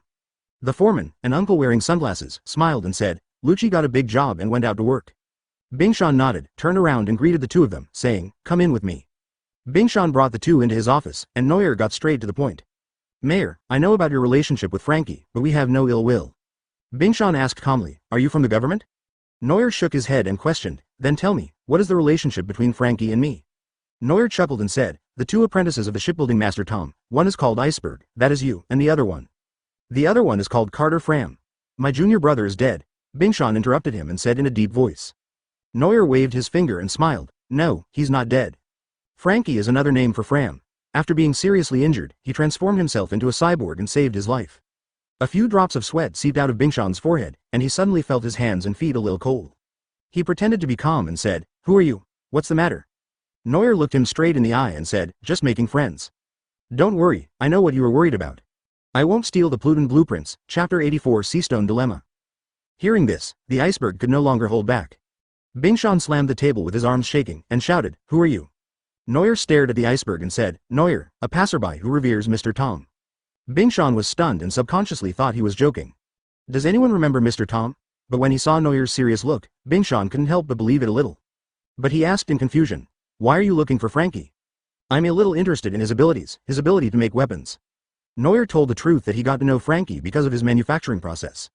What else could the system reward Frankie for, other than his craftsmanship? Bingshan sat back on the sofa, calmed down and said, How can I believe you? Neuer smiled and said, If I were a bad guy, I would have threatened you a long time ago. I wouldn't bother wasting time with you. Pluton's blueprints are just blueprints after all. I don't even know if there's anyone in the world who can build it. How can I be interested in it? Iceberg was silent for a long time, and finally spoke. Frankie founded Frankie Family and does ship dismantling business on the shore. In fact, apart from his identity, Frankie's address is not a secret at all. Someone in Kashui knows it, so it's useless for Bingshan to hide it. Now Bingberg can only hope that Neuer is not interested in Pluton as he said. Bingshan handed the note with the address to Neuer, who smiled and said, Thanks. Having achieved his goal, Neuer stood up and wanted to leave, but he seemed to have thought of something and said, Mr. Mayor, let me remind you to be careful of the people around you. Bingshan frowned and asked, What do you mean? Neuer said, The government you fear has already sent people to lurk around you. Bingshan's face darkened and he denied it directly. Impossible. Who is it? Your secretary. Oh, and 2 ship technicians, Kaku and Lucci. Bingshan looked at him in disbelief and said, How could it be? Lucci and the others followed me. Neuer shook his head and explained, Rob Lucci, known as the strongest person in CP9 in the past 800 years, a true spy. Seeing that Bingshan still didn't believe it, Neuer had to turn away and said, Maybe soon you will understand. CP9 will probably take action against me soon. Where's your secretary? Advertisement. Bingshan was stunned and said, She asked for leave before. She will rest for a while in the afternoon and has left. Neuer sneered and said, Lucci is out too. Kaku has also been sent away. It looks like they should take action. After listening to Neuer's words, Bingshan's trust in Lucci and the others was gradually disappearing. Could it be that they are really spies? Looking at Neuer going away, Bingshan's persistence began to waver. If Khalifa and his gang are spies, how many confidential documents have been leaked these days? Neuer and Enel walked out of dock number 1 and headed towards the address given by Iceberg. Walking slowly in the streets of Water City, Enel said in a dissatisfied voice, Several people are following us. They seem to be looking for trouble. Neuer nodded, and a little kid suddenly came over, licking his lollipop and saying with snot running down his nose, "Big brother, someone asked me to give this to you." The child held a piece of paper in his dirty little hand. Neuer took it and unfolded it, and saw some threatening words written on it. "Mr. Neuer, your crewman is in my hands. If you don't want him to die, do as we say." Neuer frowned. Conus was being led by Robin, so he was relieved by Robin's vigilance. Moreover, before going ashore, he informed Robin Eni's lobby in detail. So, was Weber arrested? Was it Kaku who did it? That's impossible. He knows Weber's strength well. Even Kaku, who is ranked second in CP9, will have to work hard to deal with Weber. Unless Lucci comes by himself, or the rest of CP9 shamelessly sieges him, it would be difficult to get rid of that guy so quickly. Neuer asked the little boy puzzledly, "What else did the owner of this note say?" The little boy sniffed stupidly and said, "Oh, by the way, he told you to turn right at the intersection ahead, and then turn left at the third alley." How cautious. Neuer dragged Enel and ran in the direction he specified, but as soon as he turned into the alley, a familiar person appeared in front of him. "Weber? Why are you here?" Neuer looked at him puzzledly and asked. Weber was also surprised to see Neuer, and took out a note and said, "After I sent the boat to the dock, someone asked me out and said you were kidnapped." Neuer's eyes lit up red, and a smile appeared on his lips. He said, "So this is the trap." Enel used his observation Haki, but for some reason his body was not in control, and he said with difficulty, "Someone is coming." Just as he finished speaking, a layer of black walls suddenly emerged from the ground at the entrances and exits on both sides of the alley. Advertisement on the walls of the buildings on both sides, metal walls rose from the base of the walls and wrapped around them. Looking up, I saw that soon even the top was sealed. In just a few seconds, this place turned into an iron-walled prison. There was almost no light in the narrow alley, and it was difficult to determine the direction by sight alone. At this moment, the outline of a door suddenly appeared in the air, and then a hole opened up in the void, revealing the figures of several people in the green dimension inside. There were 4 people in total, all wearing black uniforms and masks on their faces. The man in the lead had a white dove standing on his shoulder. Neuer looked at their leader and smiled. "Rob Lucci, your pigeons are so recognizable, there's no need to hide it." Lucci didn't react when he heard this. He just silently took off his mask, and the 3 people behind him also took off their masks. "If you were going to take it off, why are you wearing it here?" Neuer expressed his incomprehension. Lucci, Kaku, Khalifa, and Bluno, the user of the door fruit who was lurking in the tavern, are all here. There are 7 members of CP9, 4 of whom have come. With this kind of formation, it seems they are determined to win. Enel was the first one who couldn't stand being held captive like a pet. "You are looking for death." Enel struck the thunderdrum, and the lightning behind him condensed into the shape of a dragon and rushed forward, illuminating the dim space. The CP9 on the opposite side was not panicked at all. Bluno instantly activated his ability and easily took down the thunder dragon with the power of the door fruit. The next second, Bluno stretched out his legs and stepped into the ground, growling, "Tempest kick." The sharp tempest kick hit the yellow earth ground, and the upper layer of soil was cleaned up by Bluno in an instant, leaving only a layer of sand and dust. The soil faded away, and what was revealed from underneath was the same black metal wall. Enel had already been feeling uncomfortable, and now the feeling became even stronger. His body went limp and he almost fell to the ground. Weber quickly supported Enel and said in surprise, "Is this sea stone?" "That's right." Lucci finally spoke. "Your abilities cannot be used in this room made of sea stone." Neuer said, "What a big move, to do this just to deal with me." However, his fruit ability is not affected by this kind of thing. Moreover, having copied Ying's talent, his strong point in combat had long since changed from fruit to swordsmanship. Chapter 85 CP9's defeat. Lucci looked at Bluno, who was flying in the air, and asked, "Is everything okay?" Bluno, with his horn hairstyle, nodded and said, "No problem, just use moonwalk to avoid sea stone." Enel was stunned. "You can't afford it, why don't you stand on the sea stone and play together?" Neuer looked at the foursome thoughtfully. It seemed that at this point in time, except for Bluno, Lucci and the others had not eaten the devil fruit yet. Neuer looked at CP9 and laughed, "Are you so afraid of my abilities? Without the ability to fly 6 styles in the air, and without the ability to naturalize it, you will definitely die." The one who was speaking was Khalifa. She had changed into a tight black uniform and black fishnet stockings on her long white legs, showing off her good figure to the fullest. Neuer did not reveal the truth about the system, and said to Weber and Enel, "You 2 take 1 each, and I will kill the 2 difficult ones first." Weber supported Enel, glanced at Bluno, and said, "Then I'll deal with the guy stepping on the air." Enel looked at the 2 of them bitterly. "What should I do then?" Weber patted God on the shoulder and said with a smile, "You deal with that woman, don't lose. I am Nima." In Enel's imagination, he would raise his head proudly, and then instantly electrocute these 4 guys pretending to be from the Matrix. But there is no way, the fruit is sealed. Although Enel has a good physique, his physical skills are very poor. How can he compare to CP9 who specializes in 6 types of physical skills? Bluno and Khalifa looked at each other and walked towards their opponents. Enel took out the golden stick he was carrying and used it as a crutch to stand up. Bluno, who was standing by, sneered, "Fighting with crutches, are you kidding me? Khalifa is so lucky to face the weakest one. The weakest. The weakest." Enel was furious. He was already arrogant, but now he was ridiculed and called the weakest. "Even if I lose to Neuer, you mortals cannot offend me." Not knowing where he got the strength from, Enel suddenly propped himself up with the golden stick, turned around and jumped towards Bluno. Weber was completely stunned. That's amazing, can you change your opponent? Enel used the stick to jump into the air with great effort. The moment his feet left the sea stone, the lost strength surged back. Advertisement. Enel raised a wild smile on his face again, and his hands turned into long whips of lightning, swinging hard towards Bluno's face. Kid, let me show you who is the strongest, and second strongest person in this group. The lightning illuminated the dim space. Neuer couldn't help but smile as he looked at Enel, who was fighting hard. Although Enel is cruel, arrogant and a pervert, his mind is still quite simple in some aspects. In fact, during the years when Enel ruled Sky Island, if it had not destroyed Sky Island in the end, it did not do anything too dirty, it just did not know how to govern the country. In terms of brutal killings, most of them were given to the outsiders who invaded Sky Island. Although Enel himself didn't know it, he did protect the people of Sky Island to a certain extent, preventing them from being sold to Qinghai. In Neuer's eyes, Enel is just a giant baby who dreams of becoming a god and does unrealistic things. If it is guided properly, perhaps Enel can still get on the right track. As for the debts he had, come on, who cares? The sins of celestial dragons were endured by many people, so why can't Enel? If you have a big fist, whatever you say is the truth. You still have time to care about others, Lucci said coldly and expressionlessly. Neuer, your opponent is us. Neuer pulled out the ghost Moro and said with a smile, okay, I'll play with you guys. Kaku drew out the two swords from his waist, rushed forward on Moonwalk and instantly slashed down 4 times. Including the feat, 4 sword style. Neuer looked at the flashy Kaku with disdain, and Gui Moro chopped down with great force, suppressing the aggressive Kaku in an instant. Shave. Seeing that his attack failed and Guimolo was about to fall on him, Kaku quickly used Shave to escape. Then another figure took Kaku's place. Lucci's eyes were sharp, and he thrust his index finger out at high speed, shouting, Finger Pistol. Finger Pistol stabbed Neuer's chest with a bang, but Lucci's face changed drastically. So hard. Wrapped in armament color, this level of attack is completely useless.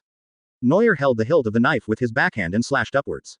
Lucci quickly used paper arts and twisted his body to dodge, but he still left a wound on his waist. Lucci. Kaku was shocked and rushed forward with a knife, trying to force Neuer back, but he remained unmoved and the blade fell down regardless. Kaku gritted his teeth and raised his knife to block, but soon, the sound of metal breaking was heard. The knife was broken. In a hurry, Kaku mobilized his body strength, stood firmly on his horse stance and shouted, Iron Body. Advertisement. Hiss. This is the trick. Neuer couldn't help but raise an eyebrow. It's stable. As expected, Gui Mo Luo broke through Iron Body's defense, and blood spurted out like crazy. Kaku fell down with a painful look on his face. Lucci shouted in shock, Kaku. Lucci looked at the smiling Neuer, and a layer of gloom inexplicably enveloped his heart. If Neuer is a ferocious beast, then I am just an ant in front of him. Why is the strength so strong even though there are seastone restraints? And why is his swordsmanship so strong that even Kaku can't withstand one move from him? Lucci's calm expression disappeared, and Kaku lay there, not knowing whether he was dead or alive. Khalifa gradually fell into a disadvantage, and Bluno was unable to win for the time being. We can't delay any longer. Even CP9's genius Rob Lucci can't deal with a person of this level. Lucy distanced himself from Neuer and ordered the two of them, don't fight anymore, take Kaku and leave. Khalifa obeyed the order and stopped immediately, but Bluno let Enel go unwillingly. It was obvious that he would be able to deal with this person with kidney deficiency in a short while. Bluno got into the door in the air, then opened a door under Kaku, trying to pull him in and escape. But Neuer immediately realized his intention and kicked him in the head. Bluno, who had just poked his head out from behind the door, was kicked in the head and flew backwards. Fortunately, he reacted quickly and endured the pain to send Kaku into the door, with Lucci following closely behind carrying Khalifa. Want to run away now? Neuer pointed the tip of the knife at the void gate and raised his hand to swing out a sword energy. Bluno's pupils trembled violently, and he pushed everyone into the door. However, he was cut by the sword energy from behind, and blood flowers of death bloomed. The air door gradually disappeared, but Bluno was left here alone. Looking at Bluno, who was lying on the ground, holding on for his last breath, Neuer asked, is it worth it, to cover for them? There was no response. The only sounds in the air were Bluno's chaotic breathing and coughing up blood. Neuer said with emotion, forget it, even if I kill one, I am too lazy to deal with them. Bluno's lips moved a few times, but in the end he said nothing. Neuer sensed that his vitality was gradually fading away. Chapter 86 Pervert Frankie. Outside the seastone cage, a door suddenly opened in the air. Lucci held the unconscious Kaku, and stumbled out with Khalifa in a panic. Almost at the moment they came out, the air door behind them also disappeared. Lucci stared at the cage behind him with eyes wide open and shouted, Bluno. Come out. Khalifa supported Kaku and tried hard to hold back the tears from falling. There was no sound in Seastone's cage, but Lucci became even more panicked. He seemed to feel that Bluno was dead. Members of CP9 were selected by the government at a young age and underwent cruel trials. Even if government spies cannot have emotions, how could they not have any emotions when they grow up in such an environment, become stronger together, fight and learn from each other, and rely on each other? Lucci once thought he was cold-blooded enough. But now, his comrade in arms and companion died in front of him, and he still couldn't suppress the sadness in his heart. Lucci stood there blankly for a long time, and slowly, his expression finally changed. His originally serious face became even colder, and his black eyes were empty, like a numb madman. Let's go. Khalifa said nothing, and the two of them worked together to send Kaku away. Now Lucci has only one thought in his mind. Get stronger. Kill Neuer. Kill his companions. After the few people walked away, the wall of the seastone cage was finally knocked down to the ground, and Neuer walked out. Weber crossed his arms and asked in confusion, "Why did you go out of your way to let them go?" Enel shook his shoulders and said angrily, "That's right. I still want to settle accounts with them." Neuer said meaningfully, "Don't worry, we will have a chance to meet again in the future." As he spoke, Neuer looked down at Bluno, whose life or death was unknown at his feet. What's shocking is that although Bluno's breath was weak, he still had a breath left. After this devastating defeat, how long can Rob Lucci stay in CP9? Neuer thought to himself. The injury Bluno suffered previously was indeed fatal, but he was saved by Neuer's repair technique. There was no other reason. When Neuer saw Bluno risking his life to save his companions, he suddenly felt that these people might be able to be used by him. Advertisement. Neuer also thought Lucci's performance outside was especially good. Having experienced failure, the government will not tolerate Lucci for long. Rescue Bluno first. After Lucci is driven away by the government or escapes on his own initiative, there will be a chance to meet him. Enel was ordered by Neuer to carry Bluno and said, "Do we still need to go find Frankie?" Of course, the person hasn't been seen yet. Neuer said affirmatively. Weber scratched his head in confusion and said, "Who is this Frankie? Why do you have to see him?" Neuer was about to explain when there was a sudden commotion on the street ahead. "Frankie is here. Everybody run. Ah, pervert." Neuer's eyes lit up. It was effortless. Neuer hurriedly went against the crowd and saw a small group of school gangs walking towards him along the street. Those guys were wearing the same fat black clothes, and looked funny like clowns. And the guy in the lead was even more conspicuous.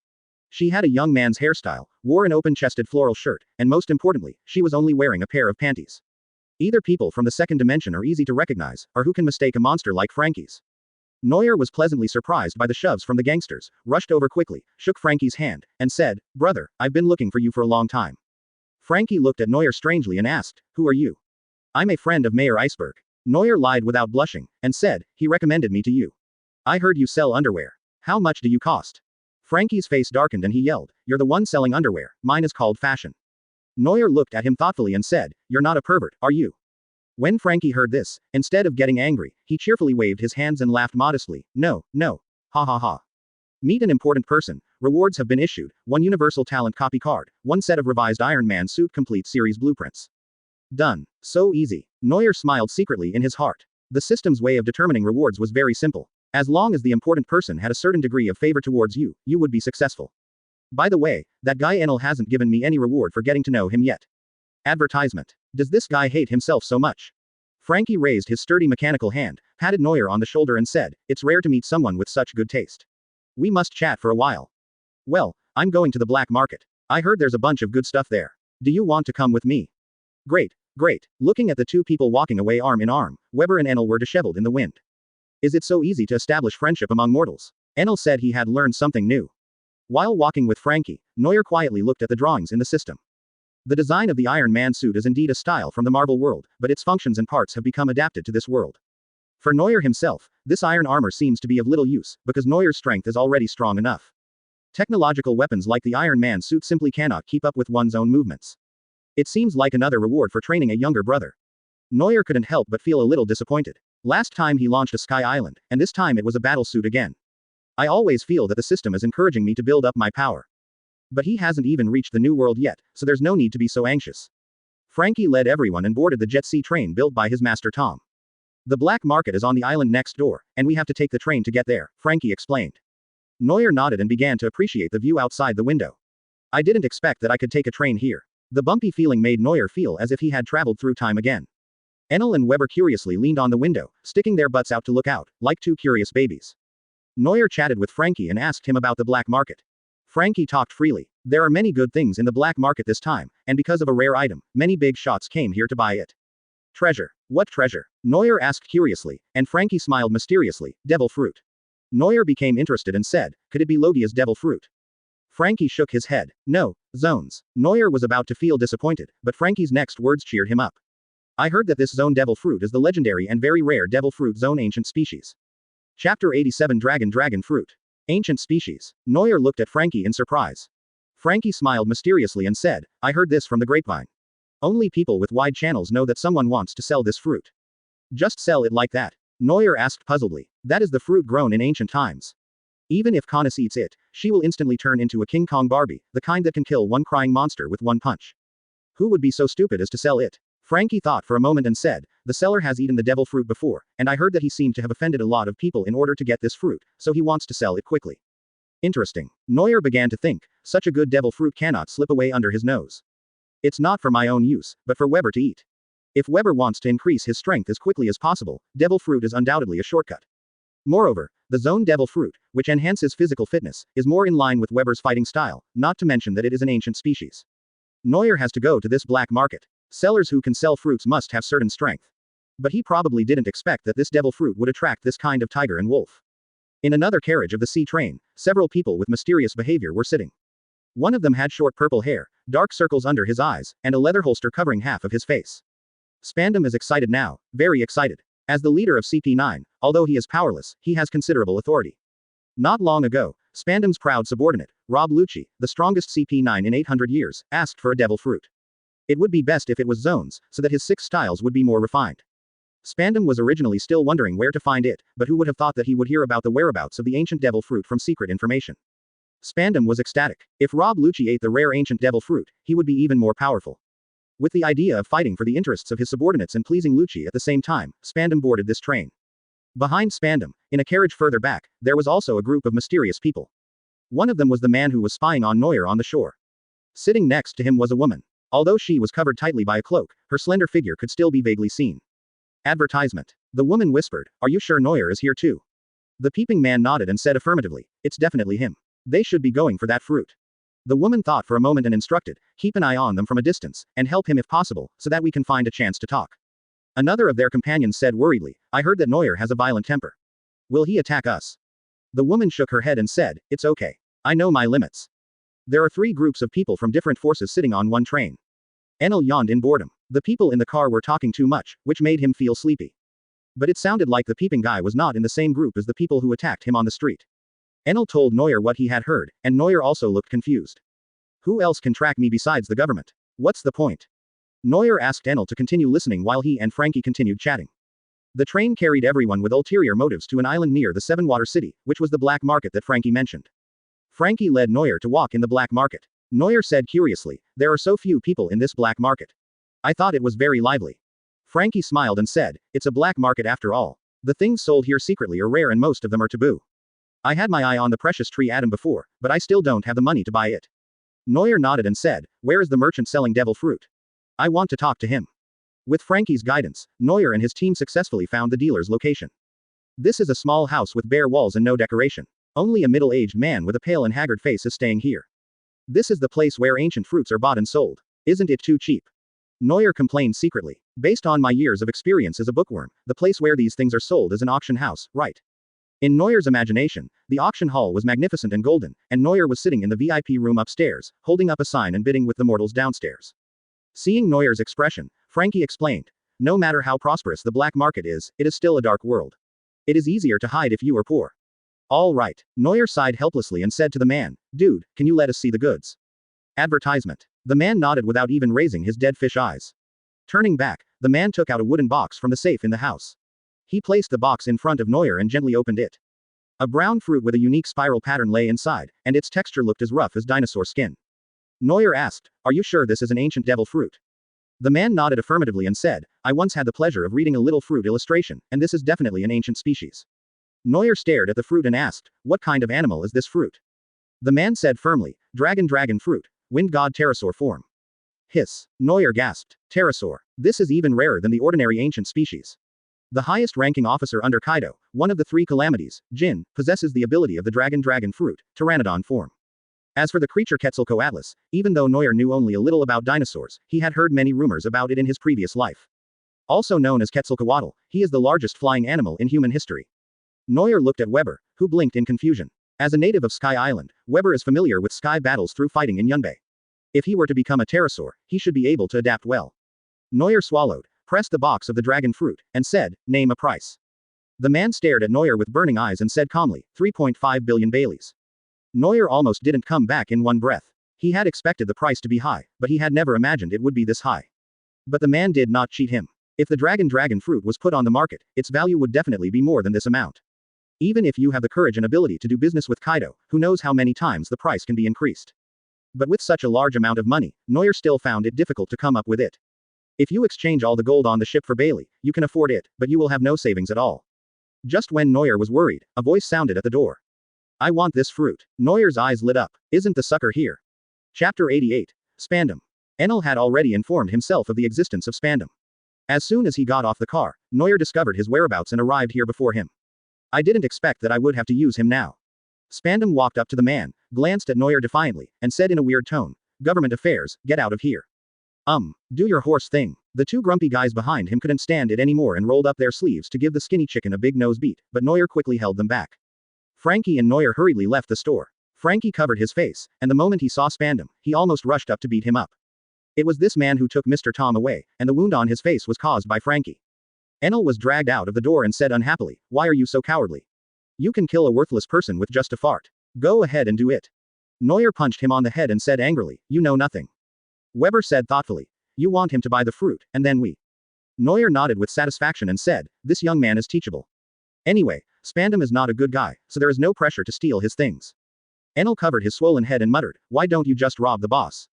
Neuer shook his head and said, "That's not necessary. Didn't Frankie say that he is also a capable person? Let Spandam step into this pit." The man in the room looked at Spandam with a sly smile, and still did not show any panic. Spandam sat on a chair with his legs crossed, and said meaningfully, "I heard that you sold this fruit for 3.5 billion. The man nodded and said in a deep voice, "That's right." "Right." Spandam laughed sinisterly, slammed the table and cursed. Who would believe such a price? The man's face darkened and he asked, "So what do you want?" Spandam pretended to think about it and said, "How about 1,000 Baileys?" Gahahaha. As soon as Spandam finished speaking, he and his men behind him started laughing wildly and unscrupulously. The man's face became increasingly worse, and he secretly clenched his fists. Spandam was still making all kinds of disgusting smiles and threatened, "I'm from the government, this price is absolutely fair. Why, do you think the price I offered is too high?" The man looked down at the clown in front of him, and finally an expression appeared on his face. He smiled. Advertisement. Spandam also laughed, and just when he thought he had succeeded, the man suddenly changed his direct and decadent look and rushed up fiercely. "What are you doing?" "Ah." Spandam felt like he was hit by a sea train, his internal organs seemed to have shifted positions, and he knelt on the ground and retched. The man's exposed arms turned black, and no matter how the men behind him stabbed or shot him, it was of no use. Neuer, who was secretly sensing the situation at the door, changed his expression. "Right, this person has some skills." Seeing his men being knocked down, Spandam finally showed fear. "We are from the world government. Who do you think you are against?" The man came up and punched Spandam's intact half of the face, and the flesh immediately tore apart and blood spurted out. Spandam covered his face and wailed in pain. The man said coldly, "Either take the money or get out. Lousy doesn't have time to talk nonsense with you." Spandam's face was completely disfigured, and his men were unable to defeat him, so they had to order someone to get the money.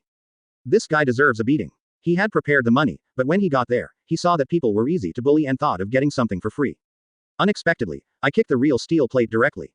Spandam paid the money reluctantly, chanting vicious curses in his heart. "After I take this fruit away and let Lucci eat it, I will definitely let him kill this ignorant guy himself. How dare you disobey your own orders and the orders of the world government? You are seeking death." Spandam, with a gloomy face, took the wooden box and quickly set off to find help. Neuer and others who were hiding at the door chuckled and followed quietly. Frankie was persuaded to go aside by Neuer because he was afraid of exposing his identity. Neuer and his two companions transformed themselves into outlaws and jumped out to block the way of Spandam and others. "Robbery. Hand over what you have." Spandam's face turned green and he yelled, again. "Do you think we are easy to bully?" After a calm and crushing fight, Spandam fell to his knees again. Enel shook his head proudly, and the electric arc on his body slowly disappeared. In front of him, a group of young men in government suits were lying on the ground with electricity sizzling from their bodies and their faces burnt black.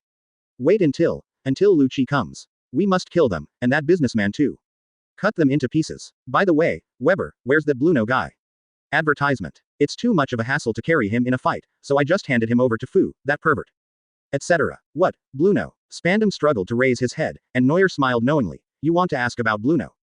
Before they came, they worked together to kill me, but I defeated them.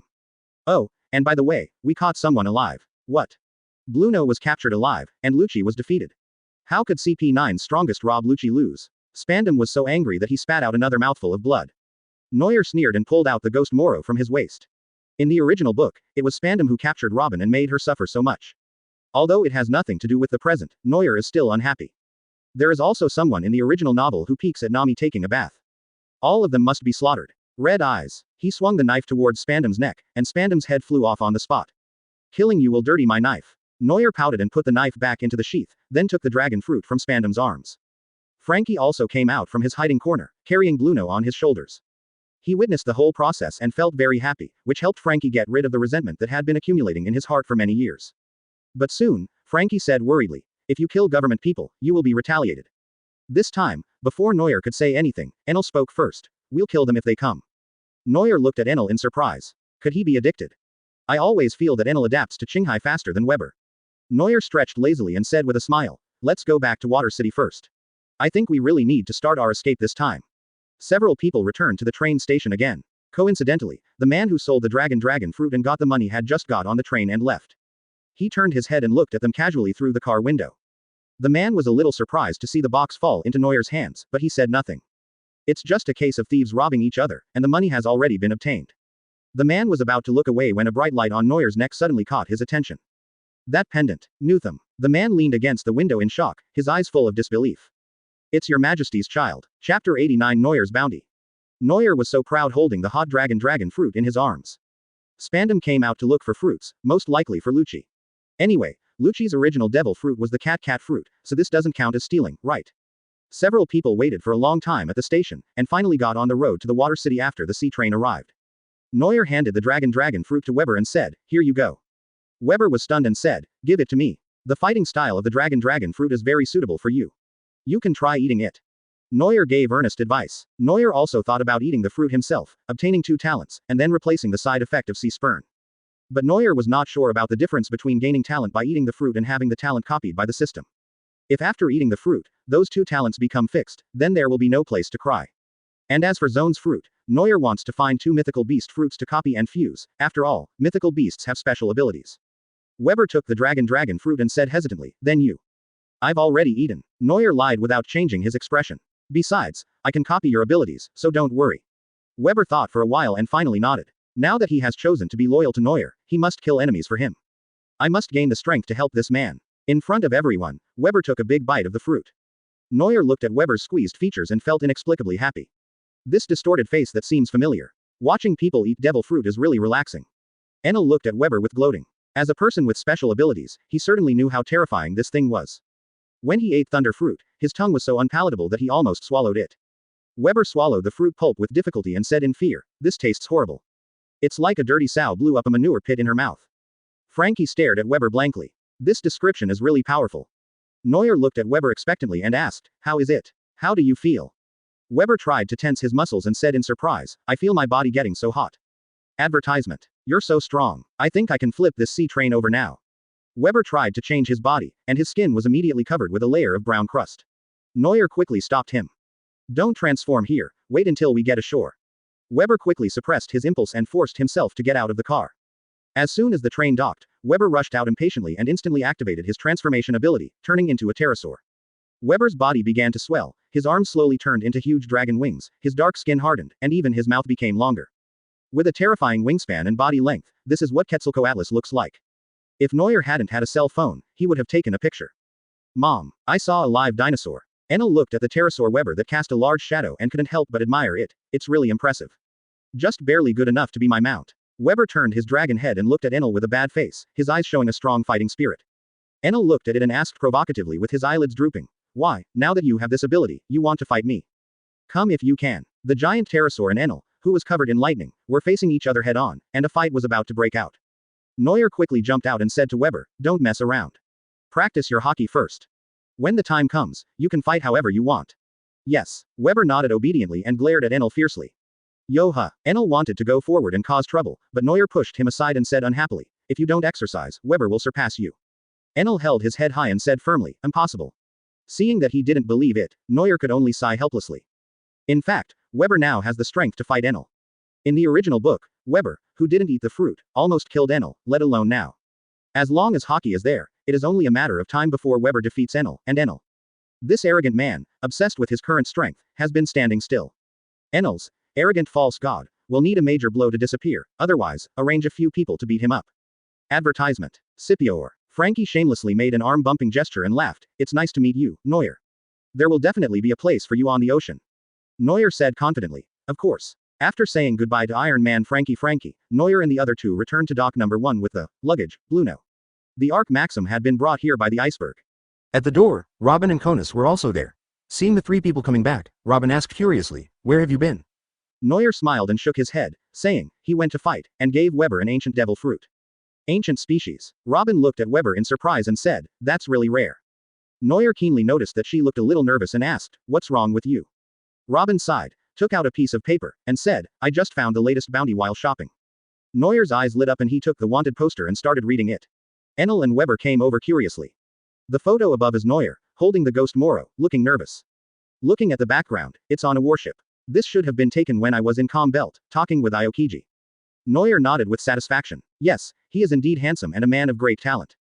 Looking down, a string of numbers came into view. Neuer recognized Shinsu and wondered how many zeros there were in total. 90 million Baileys? Neuer was somewhat surprised and somewhat disappointed. Fortunately, this is the first time to offer a reward, and I can get 90 million Baileys, which is quite good. Disappointingly, the greedy Neuer thought it was unreasonable that the figure was less than 100 million. I beat up Lao Sha and killed Wapple, so how could the bounty not increase to 100 million? Robin hugged his chest and said what he knew. Neuer, nicknamed Devilman, provoked Shichibukai, killed Wapple and damaged the government's dignity. A bounty of 90 million is offered on his head, dead or alive. Neuer's expression suddenly darkened. What kind of a weird title is Devilman? When Marine and the government couldn't come up with a name, wouldn't they ask for my opinion? Seeing Neuer's angry look, Robin explained, because of your copying ability, the government believes that you can copy all devil fruit abilities, so you are called Devilman. Neuer looked at his bounty with melancholy. This title was really ugly. Those guys in Marine have no artistic talent at all. I have to do something big for you so that you can change your names. Chapter 90 The Mysterious Woman's Strength. After Marine issues a bounty, the nickname and deeds are usually published in the attached newspaper Intelligence. When giving nicknames, Marine certainly doesn't care about their opinions. Nicknames generally summarize the criminal's appearance, abilities, identity or very prominent personality traits. Neuer had imagined his own nickname countless times before, such as the Devil King, the Emperor, and other second-rate titles. But reality gave him a hard slap in the face. How could Marine give such a Haki title to a criminal? Isn't it intended to scare the people, elevate the pirates and belittle themselves? Those trickier titles are known to everyone, such as the Pirate's King, Pluton, the King of Souls, and the Empress. Oh, and the most ruthless one is God Usopp. Neuer's Devilman is very tasteless. Neuer doesn't want to be a human being. Neuer also wants a god-tier title. Enel looked at Neuer's bounty and said enviously, this bounty is well done. Weber nodded and sighed. I heard that a bounty order is the first step for Qinghai people to become famous. It seems that the captain will soon become famous. Conus held the sleeping cloud fox in his arms and asked curiously, really? Will our photos become famous too? Enel and Weber looked at each other awkwardly and fell silent. Famous? They haven't even had a serious fight since they came down from Sky Island? The only time Enel went against the government, it was beaten up. Thinking of this, Enel got angry and started spitting at the unconscious Bluno. In the following days, both Neuer and Robin became wanted criminals, and they basically relied on Weber and his team for procurement. It is worth mentioning that this time when Enel was brought out, his temper gradually improved. At least he would listen to Neuer and would not attack his own people. Although he didn't know the reason, it was a good change, so Neuer ignored him. Enel actually didn't want to compromise, but during these days in Qinghai, he finally understood everything. There are people here who are stronger than you, and they have more means. Rather than running away in an unfamiliar place, it is better to hold on to Neuer's support first. After a period of time, the Ark Proverbs was renovated again by the excellent shipbuilders of the Seven Water City. At first, they were all stunned when they saw the golden room inside the ship. Advertisement, however, out of professional ethics, the crew members suppressed their greed and returned the new Proverbs to Neuer perfectly. After bidding farewell to the Seven Water City, the Proverbs people set sail, and the iceberg mayor is still a little dazed. Did he really just meet Frankie once and not try to steal the Pluton blueprints? Ever since Bingshan learned about the disappearance of his secretary and 2 foremen, he knew that what Neuer said might be true. There really were government spies lurking around him. He had not lied to himself. Neuer, what a mysterious man. In Arc Maxim, Enel finally has his own room and no longer has to live in the energy supply room. Enel moved into his room contentedly and lay comfortably on the bed to enjoy himself. With Neuer's permission, Weber transformed into a pterosaur and experienced high-speed flight in the air. Neuer looked at the record pointer, which pointed to the Fishmen Island. If you want to go to the Fishmen Island, you must first go to the Sabaody Islands for coding. To go to Sabaody, you must first pass through the Devil's Triangle. Got to meet another Shichibukai. Neuer looked at the sea expectantly. Gecko Moria's shadow fruit was very much to his liking, and this ability was related to Neuer's plan. Neuer wants to fuse the dark gold quality talents of the 3 series of fruits, among which the Paramecia fruit talent. What Neuer wants most is Big Mom's Soul fruit. With the Soul fruit, you can gain access to almost all elemental means of attack, and one of the options that can be fused with it is the Shadow fruit. One is to give a corpse a shadow and use it to drive it, and the other is to give any dead object a soul and use it to drive it. The functions are similar. There is also the Yomiuri fruit, which is even simpler and is also a soul power. The properties of these 2 fruits are very similar to the Soul fruit. Coincidentally, these 2 fruits are both in the Devil's Triangle. Once you finish your business here, you can go to Baratti to meet up with Ace. I don't know which of them will get there first.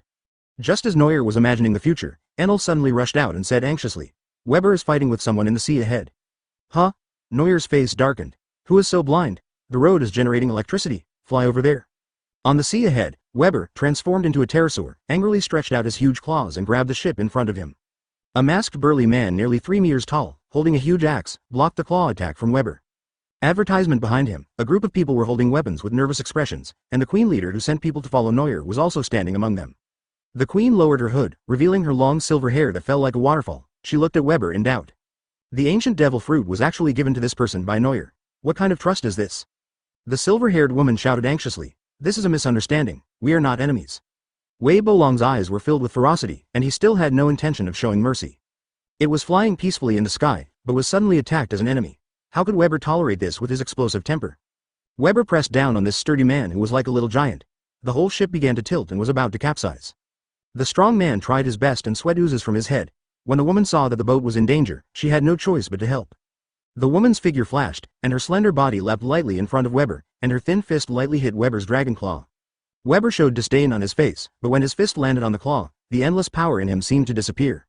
The one who had the hard dragon claws and soft little hands broken was actually Weber. Weber quickly retracted his attack, but even after he had withdrawn his hands, the feeling of weakness in his claws did not improve, as if he could not transfer the strength. Weber looked at the woman in doubt and asked, Are you a person with special abilities? The woman withdrew her hand and said with a polite smile, I am the user of the Paramecia soft fruit. Anything or energy that I touch will become soft and powerless. When Weber heard this, he was stunned. This ability seems to be somewhat unsolvable. The woman put her hand on her chest, put her other hand behind her back, bowed and said, It was my companion who was rude before. This is just a misunderstanding. I hope we can talk it out. Weber suffered a loss, put away his ability and landed on the boat, and said, What do you want to talk about? The woman was about to speak when suddenly there was another whistling sound in the air. On the Arc Proverbs, Enel summoned thunder and lightning, and rushed down excitedly dancing with thunder. How can a fight be without me? Watch out. The woman frowned, tapped her toes and raised her hand. The violent lightning immediately became gentle, then passed through the electric net and her little hand hit Enel directly on the head. Pa, Enel fell to the ground like a dead dog. Weber looked at him happily, this is right. Chapter 91. Plundering heavenly gold. Neuer stood at the bow and looked coldly at the knocked-down Enel. This is only the first half of the grand line? Why do so many people know Haki? The guy who sold devil fruit before, and this pretty chick. Who are you? Neuer asked. The woman looked over and said gently, Mr. Neuer, can we find a quiet place to talk in detail? Neuer smiled and said, Okay. The woman only took the sturdy man with her and led him onto the Proverbs. Enel, who was lying on the ground with a grim look on his face, was helped up by Weber. Enel said rather angrily, Who is that woman? I can't use my strength on her. Weber gave him a mocking smile and said, You're a weak man. You can't even handle a woman. Enel said angrily, Bullshit, if you can do it, then go ahead. Upon hearing this, Weber also shut up. He didn't get any benefit from that woman. Neuer took the woman to the meeting room of Maxim. The woman looked at the golden room and said, Mr. Neuer is really rich. Neuer smiled, and Konus brought out a tray of black tea and placed it on the table. The woman took a cup and tasted it. Then her beautiful eyes lit up and she smiled, Your crew member really has great skills. Konus smiled sweetly and shyly, and Neuer nodded secretly. This woman is quite capable and has good manners. I will give you the same respect you give me. Neuer comes from a country of etiquette, so he also asked politely, Then, what is your name? The woman stood tall and straight, and said seriously, My name is Christine, and I'm a soldier of the Revolutionary Army. His name is Gang, you can call him Xiao Gang. Neuer nodded, it was indeed the Revolutionary Army. Among the major forces in the world, apart from the Marines and the government, the Revolutionary Army is probably the only one that can act in such a systematic manner. Neuer was puzzled. I wonder what the Revolutionary Army wants to do by going to such great lengths to track me. Christine invited seriously. Our goal is to invite Mr. Neuer to join us. Join the Revolutionary Army? Advertisement. Neuer was even more confused and asked, The Revolutionary Army invited a wanted criminal like me? Just because I killed a king? Christine nodded and said, To be honest, the organization has been paying attention to you for a long time. We think that with your abilities and ideas, you are qualified to join the Revolutionary Army. Concept? What concepts do I have? Neuer blinked in confusion. I'm afraid that what the Revolutionary Army values about me is not only the concept, but more importantly, they care about my copying ability and cannot let this ability be used by the government. Neuer refused without thinking. No need. I admire your organization's aspirations, but I am free and undisciplined and don't like being commanded. Christine seemed to have a premonition, but still said disappointedly, okay, we respect your choice. It's just that I don't know if we can have some paid cooperation with you. Neuer saw that she was hinting at something, and immediately became interested and asked, how can we cooperate? Christine looked around the room with the gold reliefs and decorations and said with a smile, a robbery deal. Robbery? Neuer lost interest again and said sadly, look at my boat, do you think I'm short of money? Christine said jokingly, this money is enough for you to buy 2 more identical boats. Brush. The scene suddenly changed. Neuer immediately turned into Nami and asked enthusiastically, who to rob? Christine was a little overwhelmed by Neuer's sudden enthusiasm, but she quickly adjusted her tone and said, our goal is the gold in the sky. Neuer's mind was shaken. These revolutionaries are braver than he thought. Celestial gold is the wealth that all member states of the world government must pay. This heavy tax is offered to the world's nobles, the celestial dragons. Neuer heard the news after he went to see that Doflamingo was the one who robbed Tenjojin and forced the government to recognize his Shichibukai status. With so many countries providing wealth, it would be a windfall if one could intercept it. Seeing that Neuer was silent, Christine asked, Mr. Neuer, what do you think? Neuer quickly questioned, why would you choose me for such a secret operation? Don't say it's because you trust me, I don't believe that. Christine shook her head and said, it's not just because we have confidence in your character, but also because of your copying ability. Advertisement. If I'm not mistaken, your clone fruit ability is still usable, right? Christine told the truth, and Neuer was relieved. He said, of course, you can imitate anyone's face. Neuer then asked, so how do you want to do it? Christine reached her delicate hand into her plump breasts, then pulled out a den mushi that was almost suffocated from her 2-dimensional pocket. Neuer's nose was burning with anger as he listened to Christine say, this is my den mushi. I will contact you when you arrive at the Baratti archipelago and tell you the full plan. Neuer held the hot den mushi in his hands and didn't react for a long time. Robin flicked Neuer on the back of his head quietly and said to Christine, we will contact you. Christine looked at Robin's face, looking thoughtful. The Devil's Son is protected by the Devilman, no wonder the government's capture operations have not yielded much results. In that case, the Revolutionary Army will be ready when you arrive at Baratti. We will take our leave now. Christine left Proverbs with the strong man and drove away in front of Neuer. Neuer held the den mushi in confusion and said, aren't they afraid that I will go back on my word? Robin shook his head and said, Baratti, you will definitely go. Besides, the Revolutionary Army must have a backup plan. Neuer nodded, and Weber came over and asked, is that Tien Shangjin's money really that much? Enel pricked up his ears and heard Neuer say, it is indeed a lot, and more importantly, there are a lot of resources. Member states don't necessarily pay tribute to celestial dragons in the form of Bailey, but rather various resources. Such as devil fruit, medicines, weapons, rare metals and exotic animals, etc. It's no wonder that the Revolutionary Army was attracted by such a huge amount of resources. Even if Neuer wanted to establish his own territory, he would need these things. Enel's heart was burning with excitement as he listened to Neuer's introduction. How much money would it cost to buy the wealth of Proverbs? After Neuer and his men had robbed the money, he would steal the huge sum of money while he was not paying attention. By then, the sky will be high and the sea will be vast. Wouldn't it be possible to find a remote place and become the king again? Enel proudly imagined his future life and let out a sinister laugh. Weber looked at Enel with disdain as he lay on the ground, soft as a maggot and smiling like a donkey. So disgusting. Chapter 92. The destitute CP9. Just when Neuer reached a cooperation with the Revolutionary Army, CP9 and others who were defeated by Neuer were having a very bad time. The world government has received the news and learned of Bluno's death in battle, and Spandam's tragic death. Cypherpol, a secret agency directly under the government and the 9th secret agency that has never been exposed to the world, was defeated by a rookie. This made the 5 elders furious. They originally wanted to recruit Neuer as a Shichibukai, but now it seems Neuer and his team couldn't catch him, so they took out their anger on CP9. Spandam's father, Spandan, was heartbroken when he learned of his son's death. He took out his anger for the loss of his son on Lucci and the others. If they hadn't failed to protect his son, how could this have happened? CP9, which was targeted from all sides, suffered another defeat and was finally abandoned by the government. Lucci had no choice but to lead his companions and escape from Eni's lobby. In the sea far away from the Seven Water City, Lucci transformed into a leopard man and stood on a destroyed warship. While escaping, Lucci accidentally obtained a devil fruit.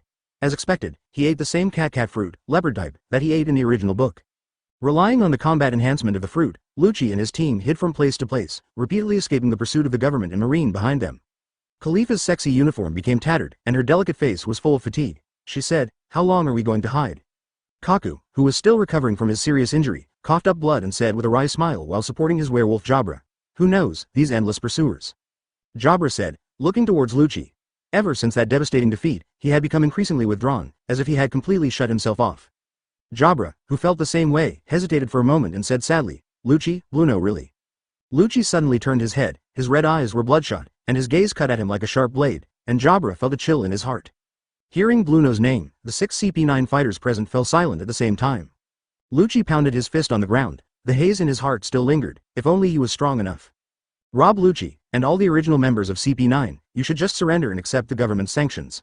CP9 looked at the approaching warships, from which they heard the enemy's call for surrender, and everyone had no desire to fight anymore. Kaku was seriously injured and everyone else's physical strength could no longer sustain the battle. Only Lucci was still struggling to hold on. Advertisement Lucci was shirtless, and his muscles became stronger after transforming into a leopard man. However, he was breathing slightly and was obviously a little tired. Just as he was about to rush forward to fight again, a dark shadow in the sky suddenly covered Lucci and the others. Lucci quickly looked up and saw a huge long-winged dragon flying across the sky and swooping down towards the warship. Weber flapped his dragon wings and charged towards the warship with his well-developed hind claws. In front of the Quetzalcoatl, a warship obviously could not withstand its power, and a large warship was instantly broken into pieces. Countless Marines jumped into the sea whaling, and some resisting soldiers were still firing back. But the lead bullets were simply unable to penetrate Weber's hard skin. Weber spread his wings and flapped them vigorously towards the sea, causing a tsunami that directly submerged the Marines. Lucci looked at this scene in shock and clenched his fists silently. A good devil fruit can indeed significantly improve a person's abilities. Although Lucci did not regret eating the cat fruit, he was still a little envious of these people with rare abilities. But when Weber landed in front of them and retracted his abilities to return to his original form, Lucci no longer had any emotions. Lucci recognized him, he was the subordinate of that hateful man. Khalifa looked at Weber in horror and shouted, "You are Neuer's man. Did he send you here?" Upon hearing this, Jabra quickly protected Kaku behind him, bared his teeth, hunched his body, and looked at him warily. CP9 Fukuru, whose body is like a balloon, and Wadori, who looks like a Japanese actor, were also on high alert, staring at Weber with vigilant eyes. Facing the malicious gazes of the crowd, Weber acted unconcerned and snorted coldly, "Don't think too much. If it weren't for the captain's order, I wouldn't care about you." "Captain? Could it be?" The CP9 members turned around and looked not far away, and saw that the gorgeously decorated Maxim was indeed slowly heading towards them. And the man standing at the bow was indeed the man who had taken their companion's name, Neuer. Weber was about to speak, but Lucci rushed onto the boat and spoke faster than him. Lucci kicked Neuer hard on the head and yelled, "How dare you show up?" Neuer looked at Lucci expressionlessly, but Enel beside him started to move. Advertisement blue lightning gathered above Lucci's head, and Enel appeared. He stepped on Lucci directly, interrupting his attack. Lucci was kicked away in a mess, and Neuer patted Enel with emotion without even moving a finger. "Finally I have 2 qualified younger brothers, isn't this temperament perfectly grasped?" Compared to those 2 idiot kids from East Blue, Weber and Enel are simply angels. Lucci, who fell to the ground, got up and wanted to continue attacking. Seeing this, his companions wanted to follow him. Weber was about to attack in anger when Neuer suddenly spoke up. "What, you don't want your companions back?" Lucci, who was running wildly, braked hastily, looked at Neuer in confusion and asked, "What do you mean?" Neuer turned around and picked up Bluno, who had been sleeping on the boat, and threw him into the sea in front of them. Lucci was shocked, and seemed not to have remembered that he was already a user with special abilities. He jumped directly into the sea. When Jabra saw his friend jump into the water, he was anxious to jump in too, but was stopped by Khalifa. Khalifa, who had never eaten the devil fruit, dived into the water and lifted Lucci and Bluno out of the water, one in each hand. Neuer raised an eyebrow and smiled, "It seems that your friendship is better than I thought." After leaving the sea, Lucci regained his strength. After checking that Bluno was just unconscious, the sadness and anger he had felt in the past few days were suddenly diluted a lot. CP9 was disbanded by the government, that's nothing. As long as they are alive, they will still be CP9. Lucci looked at Neuer. Although the anger in his eyes had disappeared, his tone was still the same. He said, "Why should we save him? We are enemies." Neuer smiled and said, "What if we are not enemies?" Lucci narrowed his eyes and sneered, "You want to recruit us? Do you think it's possible?" Neuer smiled brightly, but his words were very cold. "Do you have a choice? If you don't agree, I might kill you." Chapter 93 The Devil's Triangle. Those light words seemed full of murderous intent in Lucci's ears. Lucci looked at Neuer warily and asked, "Why do you like us?" Neuer chuckled and said, "I appreciate your idea." Lucci was stunned. The philosophy he believed in was dark justice. Adhering to the idea that weakness is a sin, we use necessary evil to gain peace. Neuer said patiently, "Your justice will not be enforced in the government.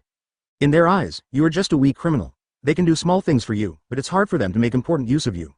This is pure nonsense made up by Neuer.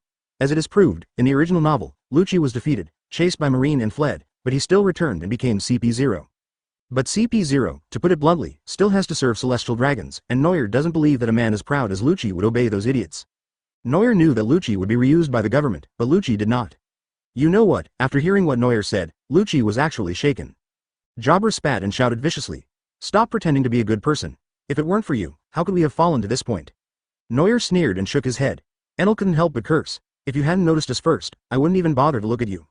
Jabra bared his teeth and was about to pounce on Enel to fight to the death, but was stopped by Lucci. Lucci said coldly, "The mission is not going well, it's our fault. Since I failed because of my weakness, should I blame my opponent for not showing mercy?" Jabra swallowed the curse words that were about to come out of his mouth and stepped back unwillingly. After thinking about it, Lucci said to Neuer, "My justice cannot be enforced by the government, but can you?" Neuer chuckled and said, "Do you have any other choice?" Lucci is not sure about his future and is indeed very distressed about the current situation. The government has abandoned him. Does it want him to go out to sea as a pirate? Neuer speculates that the reason why Lucci returns to CP0 in the future may be due to various influences after the Summit War. In order to balance the impact of the rampant pirates after Whitebeard's death and the loss of talent and civil unrest after the Aokiji Akainu War, the government had to bring back the guilty Lucci. Neuer relied on his foresight and thought it was possible to recruit Lucci. Seeing that Lucci was still hesitating, Neuer simply said directly, "Then you can help me first. If you want to leave, just say hello, I will never keep you." After hearing this, Lucci looked at his companions. Everyone from the original CP9 gave Lucci a look at the same time, indicating that they would listen to him. Advertisement Lucci finally nodded and said, "It's a deal." Neuer smiled and praised. "That's right, but I'll be frank with you. You can choose to leave later, but if you do anything to betray me while you follow me, I will take your lives back." Lucci nodded silently, and the CP9 members behind him also lowered their heads. The proverbs set out again, and the increase in the number of people on board made the proverbs even more lively. There are 7 members in total in CP9, and apart from Captain Neuer, there are only 4 original crew members including Robin. The disparity in numbers made Weber and Enel extra alert. Lucci, Khalifa and others have seen Enel's strength, so they are much more obedient. The remaining 3 people from Jabra were quite bold and fought openly and secretly with Enel. This has caused the ship to be quite restless these past few days, with the sound of wolves howling and thundering all the time. The ship was on course, and Neuer finally found some time to be alone. After going through so much, even an Iron Man would get tired. He closed his eyes and quietly felt the sea breeze. Suddenly, Neuer's shoulders felt heavy, and a pair of warm little hands seemed to touch his neck and press gently. "What? Is it too noisy?" Robin stood behind Neuer, massaging his neck attentively and asked. Neuer adjusted his posture silently and said, "It's okay, it's good to be lively like this." Robin frowned and said hesitantly, "Aren't you worried that Enel will have conflicts with them?" Neuer shook his head and said softly, "Although Dalu has a cruel personality and a bad temper, he can barely be considered a normal person. Maybe he just doesn't know how to communicate with people." Just a few days ago, Enel finally gave the system reward for getting to know itself. In addition to the copy card, the dog system actually gave Neuer a complete set of home appliances. Refrigerators, washing machines, TVs. The system is so bad, why don't they just make a mobile phone or tablet? Putting aside these irrelevant matters, the fact that I can receive system prompts also shows that Enel has begun to accept me in this team. Robin nodded in agreement and said, "Yeah, maybe they'll develop feelings for each other after fighting for a while. Beating is love and scolding is care. This saying sometimes works." But the two were chatting when Enel jumped into the kitchen excitedly behind them. Advertisement still holding Jabra's wolf tail. The werewolf had been electrified and passed out, but Enel was still shouting, "Conus! Heat up the pan and eat the wolf meat, Robin." Neuer held his forehead helplessly and asked Weber to teach CP9 Haki on his behalf. Being beaten all the time won't improve your relationship. In the following days, Weber followed Neuer's orders and taught everyone armament Haki. Although he himself was only a novice, teaching the basic theory was enough. Everyone studied very hard, especially Lucci, but there was one person. It's not that Weber is unwilling to teach Enel, it's that this guy simply doesn't want to sit down and learn. Neuer doesn't care about him. When he is beaten to a pulp, he will naturally realize how weak he is. The atmosphere in the team became harmonious, and proverbs slowly entered the Devil's Triangle. The surrounding sky was strangely surrounded by thick fog, not a single ray of sunlight could penetrate, and the seawater seemed to have turned black and purple. This fog is much thicker than the one on Red Leaf Island, Neuer thought secretly. Lucci changed into a white suit, stood on the bow and asked in a cool manner, "Are we going to cause trouble for Moria?" Neuer nodded with a smile and said, "I like Moria's ship and abilities." Lucci immediately understood. Gecko Moria's thriller bark was known as the largest ship in the world, and its size was comparable to that of an island. Kaku and Bluno, who had just woken up, stood behind him, trembling and not daring to say a word. It seemed that the characteristics of Neuer's dark gold talent took effect. After the two were defeated, they always felt an inexplicable fear of Neuer in their hearts. When facing Neuer, he couldn't even lift his sword. Lucci just thought they were scared of being chopped, so he didn't pay much attention and stepped aside to practice Haki with Weber. Lucci was a man of few words on the boat, and he only chatted with Weber, the battle maniac. One of them teaches Haki and the other teaches Rokushiki, and they get along surprisingly well. When Enel was rubbing the little wolf cub Jabra under his hands, a red light suddenly lit up in the depths of his eyes. "Anyone?" Enel looked towards a corner in confusion, but there was nothing there.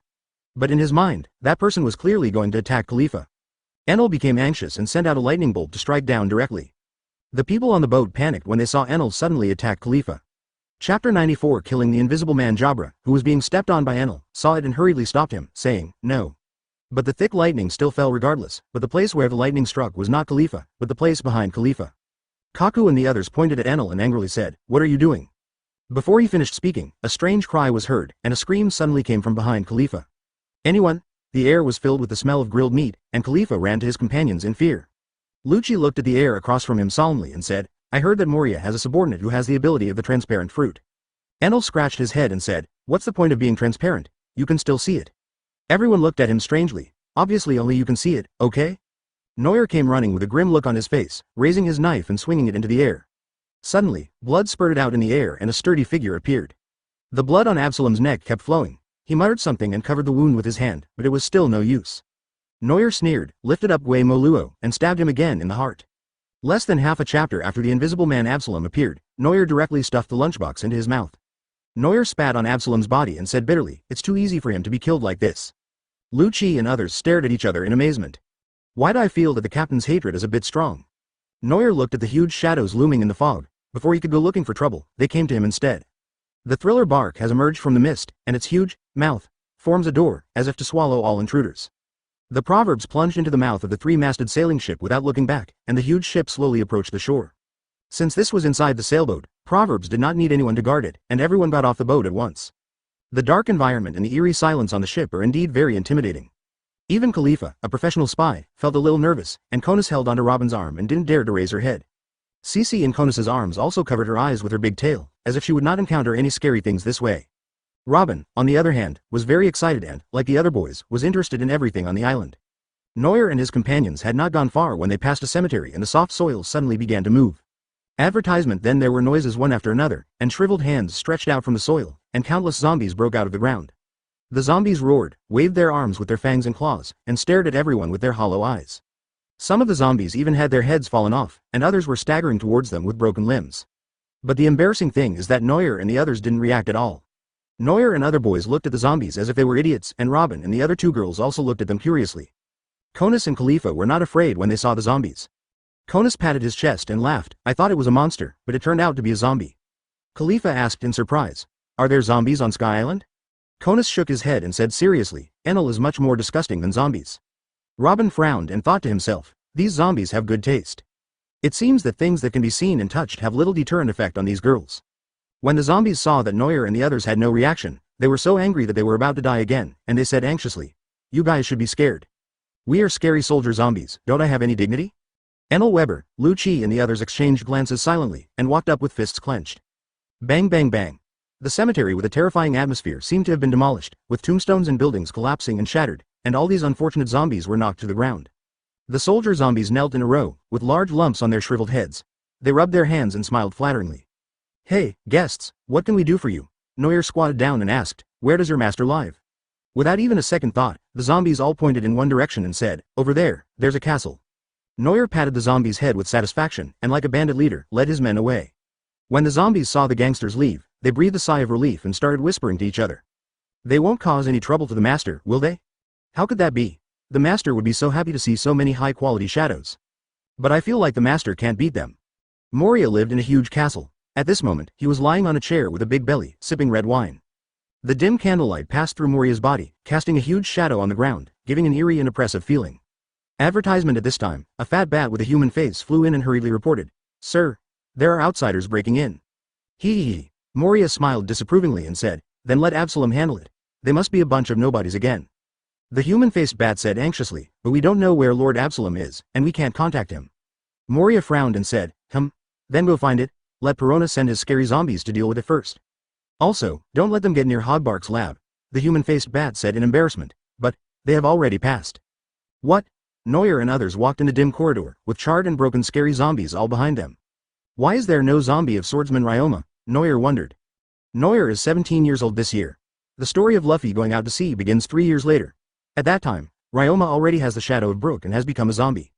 Neuer is really unsure whether Ryoma is there in this timeline.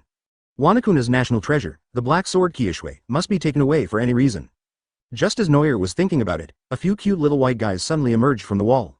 Robin asked curiously, "Is this a ghost?" Enel looked around and said with a pout, "How can such a small ghost have any fighting power?" The white ghost seemed to understand what Enel said, and rushed towards Enel with its little hands raised. Enel casually swung out a lightning bolt, which hit the ghost, but it went straight through. The ghost passed through Enel's body, and Enel's whole body suddenly shook. Plop. Enel knelt down on the ground in despair. The aura around him became gloomy. He lowered his head and muttered negatively. I am not worthy to be called God, and God's footcloth will not do this. I should bury my head in the ground. This face is so ugly. Everyone was speechless when they saw Enel suddenly becoming emo. Only Khalifa said thoughtfully, he got it. Konis nodded her head and said, Enel finally sees himself clearly. Chapter 95 Siege of Moria. Enel walked ahead alone with a gloomy face, Jabber laughing crazily in his ear. Yo yo yo, bury your head in the soil, ha ha ha ha. Jabber's unbridled laughter reached Enel's ears, his face flushed red, and he wished he could drag him down with him. Such an embarrassing moment was seen by so many people. Social death, or the kind of complete death. Enel threw everyone away and ran towards the castle in anger, shouting, the guy who released the ghost, get out here. Jabber was unwilling to let him go, and continued to attack him, shouting, can you go by yourself? Don't kneel down and confess again? Get out. The noisy sound gradually faded away. Neuer looked at the two people who separated from the team and wondered why his teammates were all idiots. The passages in the gloomy castle are complicated, making it very difficult to find Moria's location.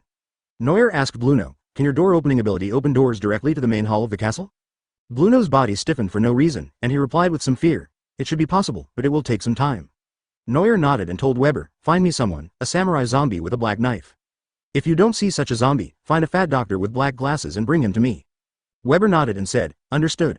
Bluno's air door was pushed open, Neuer stepped into it, and Lucci followed closely behind. The world inside the door is a dark green different dimensional space, and there is a door not far away in the space.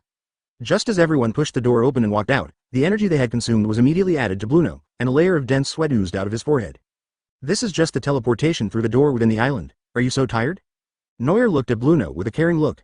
Bluno blushed and explained, the injury is not healed yet. Lucci looked around the hall in front of him, his eyes solemn, and said, someone is coming. The floor seemed to tremble, and a huge figure with flaming hair walked out from behind the door, revealing a fat body and an ugly and weird face. Neuer stared at Moria in amazement. My goodness, this guy must be 7 meters tall, right? After being at sea for so long, the tallest person Neuer had ever met before arriving here was Enel, but he was only a few centimeters taller than himself. Advertisement. What on earth do these humans, who are often several stories tall, eat to grow up? Moria looked down at the uninvited guests, smiled and clapped his hands, and said, hello, the mighty Mr. Neuer. Neuer pulled out the ghost Moro and said with a smile, that's quite polite, but I'm here to cause trouble. Moria rubbed his hands, grinned, and said, we have no grudges against each other, so don't be so angry. Is this something a pirates would say? Neuer sneered and said, your men tried to touch my crew, and I killed them. Moria's smile froze on his face, and then he roared fiercely, you killed Absalom? So much nonsense. Neuer jumped up holding the demon Moria, and the evil blade slashed towards Moria's neck. Moria quickly activated his ability, and his body turned into a shadowy fluid, which was cut into pieces by the knife. The shadow in the distance turned into Moria's appearance and switched positions. Moria dodged the attack and turned and ran without any intention of fighting. How can a dignified Shichibukai be so cowardly? Lucci stepped on Moonwalk and jumped in front of Moria in a blink of an eye. Moria swung his hand and the shadow under him flew out like fragments. The fragmented shadow turned into a bat and bit Lucci. Moria stretched out his hand and grabbed the shadow cast by Lucci on the ground.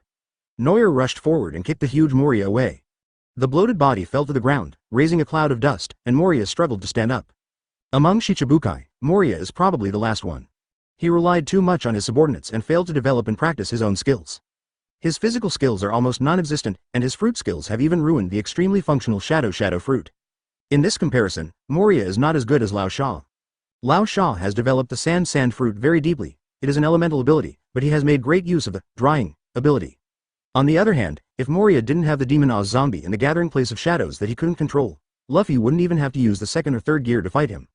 If he explodes, he will probably be beaten down, just like Lao Sha. Moria's inverted triangle eyes looked at Neuer fiercely, and he pressed his hands to the ground and shouted, just play with the Shadow Mage. Advertisement. A huge figure with the same body shape as Moria emerged from the ground and rushed towards Neuer with fangs and claws bared. Neuer sneered. Now that the Demon Oz has no trace of resurrection, no matter how hard Moria struggles, he will not be able to do anything.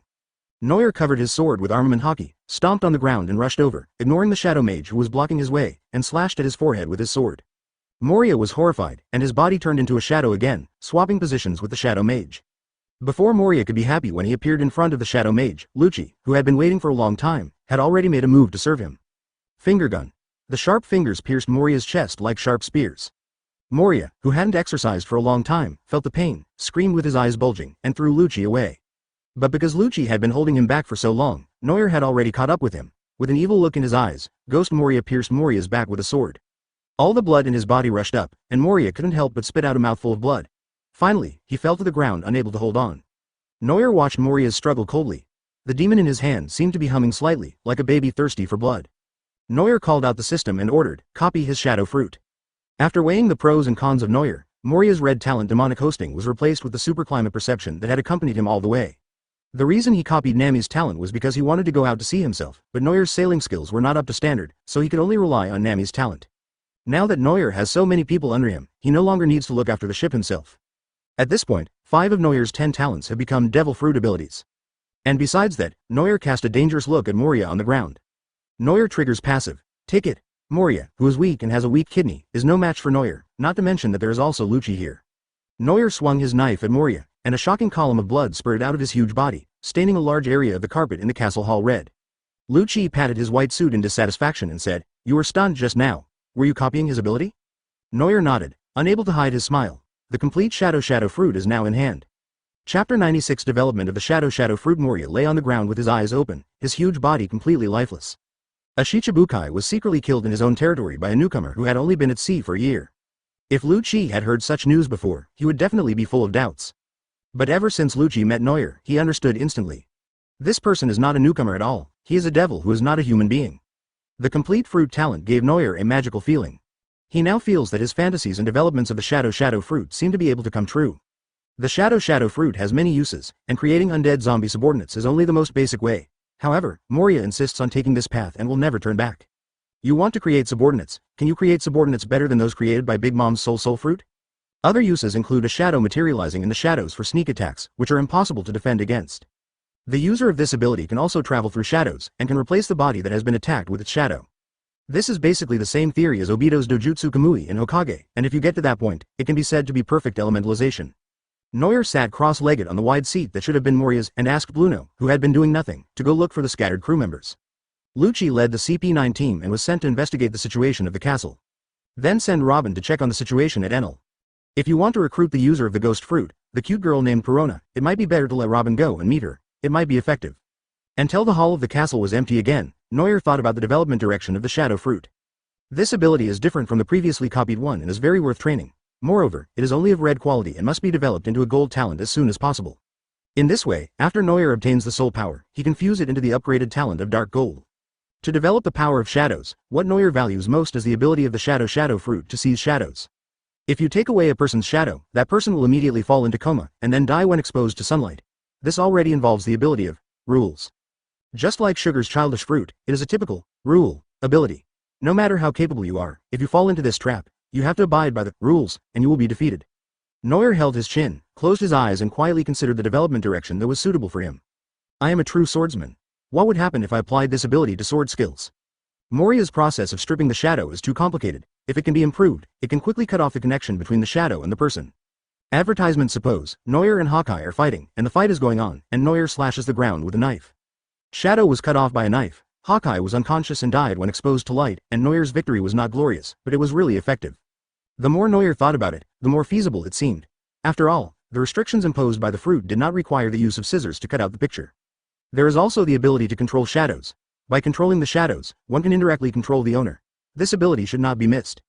By combining the two, maybe it would be possible to achieve the effect of a shadow catching shadows.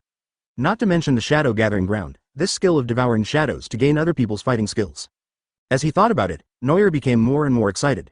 With such a good devil fruit, how much of a blow did Moria suffer that he had to go down the path of creating zombies and never look back? I was really driven crazy by Cuteto. In the vast hall, shadows on the ground sometimes flowed and sometimes popped up, and Neuer himself had a lot of fun playing with the shadows. In the open space, the air door was opened again, and Bluno walked out with Weber. Weber was holding an unconscious fat man in his hand and said, "Captain, we've caught him. He's called Hogbark." Bluno still had the black knife Kiyoshui in his hand. He handed the knife to Neuer and reported. There is indeed a swordsman zombie named Ryoma who is very difficult to deal with, but his actions suddenly stopped. Neuer frowned and asked quickly, "His shadow has left?" Weber shook his head and said, "It's not separated, but his shadow seems to be incompatible with his body. By the way, it seems that all the zombies in the courtyard have become like this."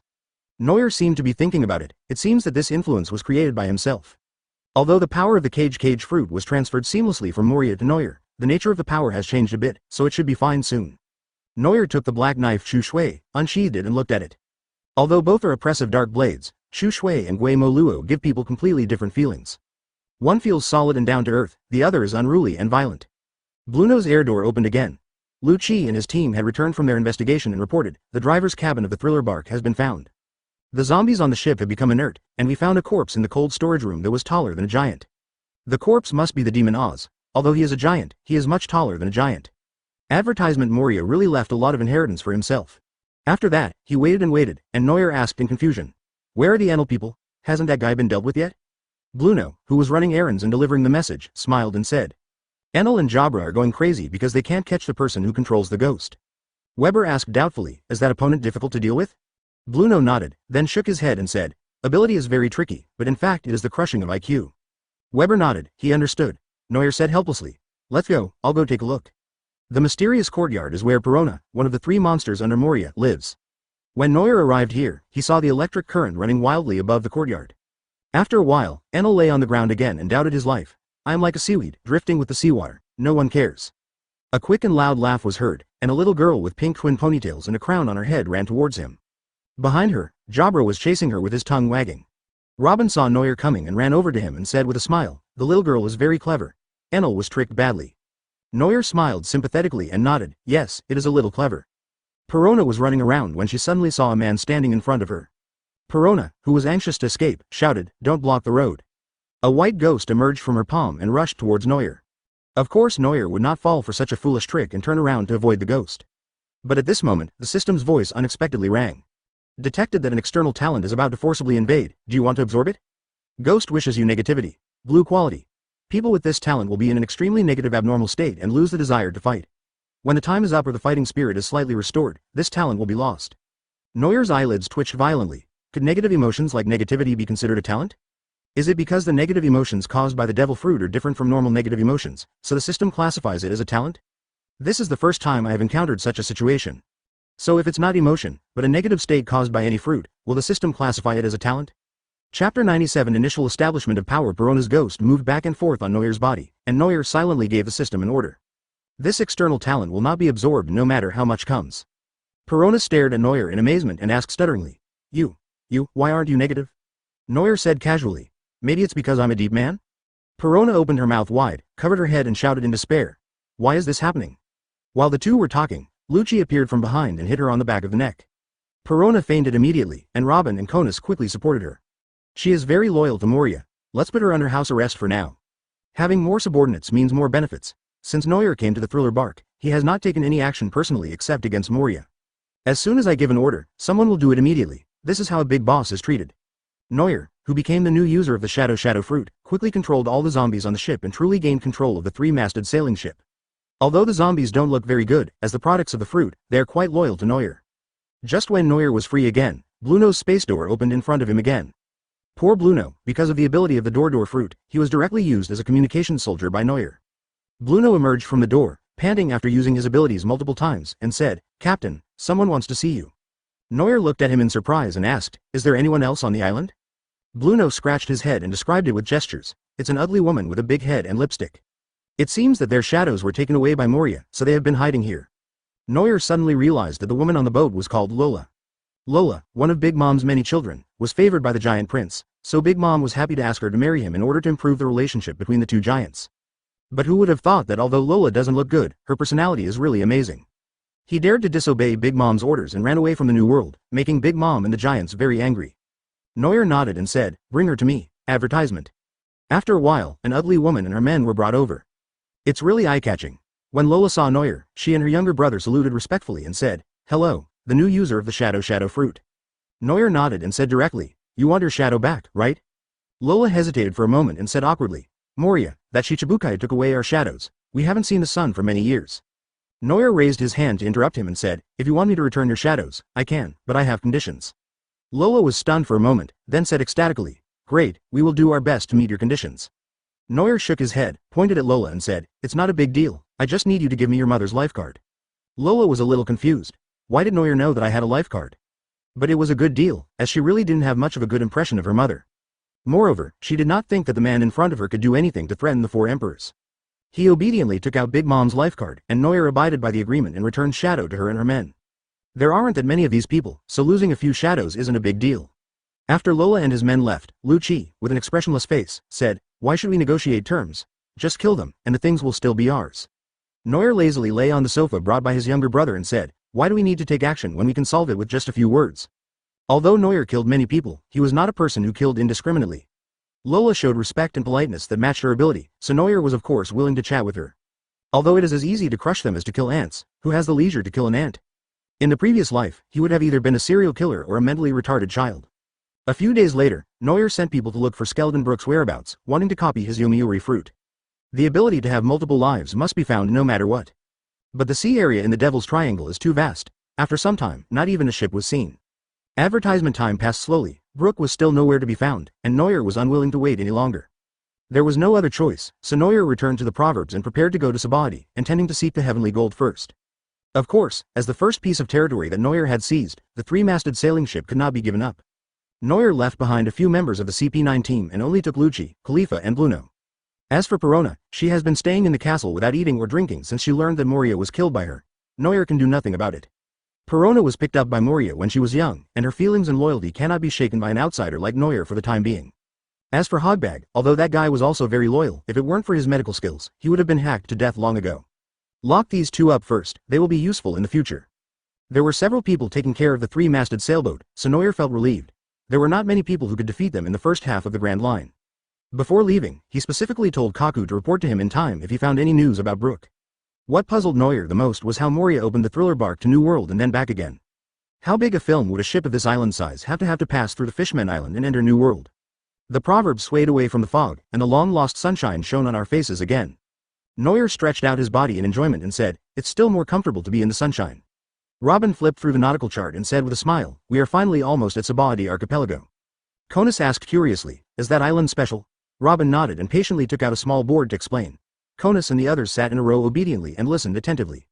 There are 7 routes to choose from at the beginning of the Grand Line, but if you can't go through Mariajoy above the Red Line to get from the park to the New World, you can only go through the Fishmen Island. And the Fishmen Island is 10,000 meters below the sea, and we can only dive to the deep sea by coating the ship in the Sabaody Archipelago. Enel exclaimed. Sky Island is 10,000 meters in the air, and the Fishmen Island is 10,000 meters under the sea. It turns out there is such a big difference. Conus said longingly. It turns out there are really fish people in the world. Seeing everyone so excited, Neuer felt a little excited. The island where the 7 routes converge again is also the place where Neuer and Ace agreed to meet again. We have to get there quickly, they're betting on a meal. Chapter 98 talks Sabaody Archipelago is adjacent to the marine headquarters, so Neuer and others have to be careful when traveling by boat. Before landing, everyone saw the beautiful bubble island from a distance. Sabaody Archipelago is called an island, but in fact it was formed by the world's largest mangrove tree, the Argumen. Because its huge roots were exposed above the sea, it was gradually called an island by people all over the world. The bubbles that are a specialty of Sabaody are actually the resin secreted by the respiration of mangrove roots. The boat docked, and Weber looked at the bubbles floating in the sky and exclaimed, "How beautiful. Bubble car, bubble Ferris wheel and house on bubbles." Conus pulled Khalifa along, with the little fox running around like a husky. She excitedly shouted to Robin, "Look, Sister Robin. There are so many things made of bubbles." Enel stood majestically on a tree, feeling filled with emotion. Such a beautiful place should be easy to rule. Khalifa was still not used to Conus's familiarity, but the enthusiastic Conus didn't care and continued to shout to Robin, "Sister Robin, let's go shopping." Robin nodded, then stretched out his hands to Neuer beside him. Robin smiled and said softly, "Give me some money. It's just like my wife asking for pocket money when she goes out." The wealthy Captain Neuer waved his hand and gave each of the 3 girls a backpack full of money. Enel jumped up. "I want one too." Afterwards, the wealthy Neuer spent a lot of money again and distributed a huge sum of money. The 4 men each held a $100 bill in their hands and fell into deep thought. Weber nudged Enel with his elbow and asked, 100 Baileys, isn't that the price of cotton candy in Shanghai? Enel patted him on the shoulder as an experienced person and said earnestly, "You don't know because you don't have experience, but in fact, 100 Baileys are a lot in Shanghai." Weber. "I seldom go shopping, so don't lie to me." Lucci and Bluno looked at Enel as if he were a fool. What has this child been through? After spending a large sum of money to send off the 4 men, Neuer clapped his hands and planned to go to the coating factory to take a look for Ace. But at this moment, Neuer's crotch suddenly vibrated. Under everyone's strange looks, Neuer calmly took out a Den Den Mushi from his trouser pocket and said, "What?" Advertisement. A gentle voice came from Den Den Mushi, saying, "Mr. Neuer, if you arrive, can you come and discuss the details? That girl from the Revolutionary Army, that girl named Lee. Is it because the intelligence is accurate? Why did he call me as soon as I arrived on the island?" Neuer looked at the Den Den Mushi that had transformed into a soft feminine face and said, "No problem. What's the location?" "Baratti Archipelago number 16, someone will pick you up." Neuer responded. "Okay, see you later." After hanging up the Den Den Mushi, Robin said to Neuer, "I'll go with you." Neuer nodded, thought for a moment, and shouted to Luki and Bluno, "Don't go play, come with me." Lucci didn't know that Neuer had cooperated with the Revolutionary Army, and was a little confused, but having something to do was better than embarrassing himself by taking $100. He took 3 of them to find the Revolutionary Army, and the remaining 4 playful people went to play in the archipelago. In just a short while, they shouldn't get into any trouble, right? The archipelago is made up of 79 trees, each of which has a town and facilities. Neuer and his team are going to the island numbered 16. The islands from 1 to 29 are lawless areas, with various gangs intertwined, people of all kinds mixed together, and fighting and killing can be seen everywhere.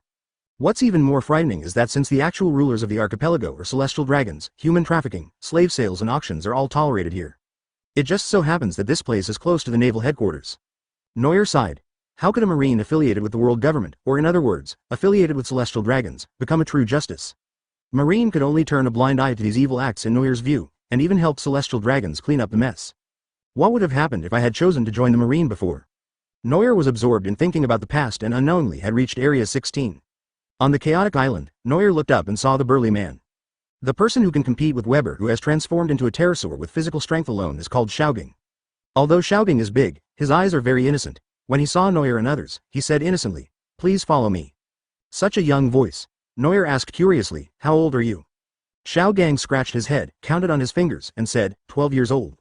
Hiss. Neuer took a deep breath and thought in horror. The Revolutionary Army is using child laborers to work? Advertisement no, this child laborer looks stronger than Neuer himself. The thin child Xiaogang led Neuer and brought him to a small house with twists and turns.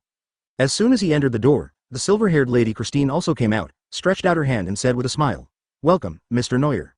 Neuer looked at Christine's hand cautiously, and only shook hands with her when he saw that she was wearing white gloves. The user of the soft much fruit, this soft ability is definitely a superior fruit that can restrain all men. Christine invited the 4 people into the house, where there were several other people sitting, also soldiers of the Revolutionary Army. Robin sat next to him, while Lucci and Bluno stood behind him like pine trees. Accompanied by his bodyguard and secretary, Neuer felt that his words were a little out of place. Looking at the unfamiliar faces, Neuer asked in confusion, "Just a few of us, seeking to seize the gold from the sky." Christine shook her head and explained, "Our team will infiltrate the fleet transporting the heavenly gold, and we are only responsible for the support. The ones who really contributed are the Revolutionary Army outside. Of course, you may also be implicated." It's comfortable to talk to polite people. Neuer nodded in satisfaction and asked, "So, what exactly do you want me to do?" When it comes to business, Christine's expression became serious and she said, "The guards of the Sky Gold Fleet include not only elite soldiers from various countries, but also government minions. It's difficult for us to sneak in.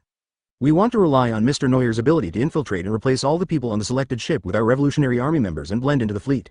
Neuer drummed his fingers on the table and frowned. "Will it not be discovered if we replace all the people on a ship?" Christine smiled slightly and said, "Actually, there are some of our people on the chosen ship. She will arrange their identities." Neuer was dumbfounded. What kind of infiltration was that? Didn't you guys already arrange it? Christine seemed to see his confusion and continued. "We can only send one person in to lurk inside, and she can't carry a weapon, so she can only support and help us. Besides, the people actually leading this ship are government personnel, so they can't take large-scale actions." Neuer understood and nodded. The undercover person picked up Christine and the others, and Christine then made trouble from within to support the Revolutionary Army outside. Is it necessary to make robbery so troublesome?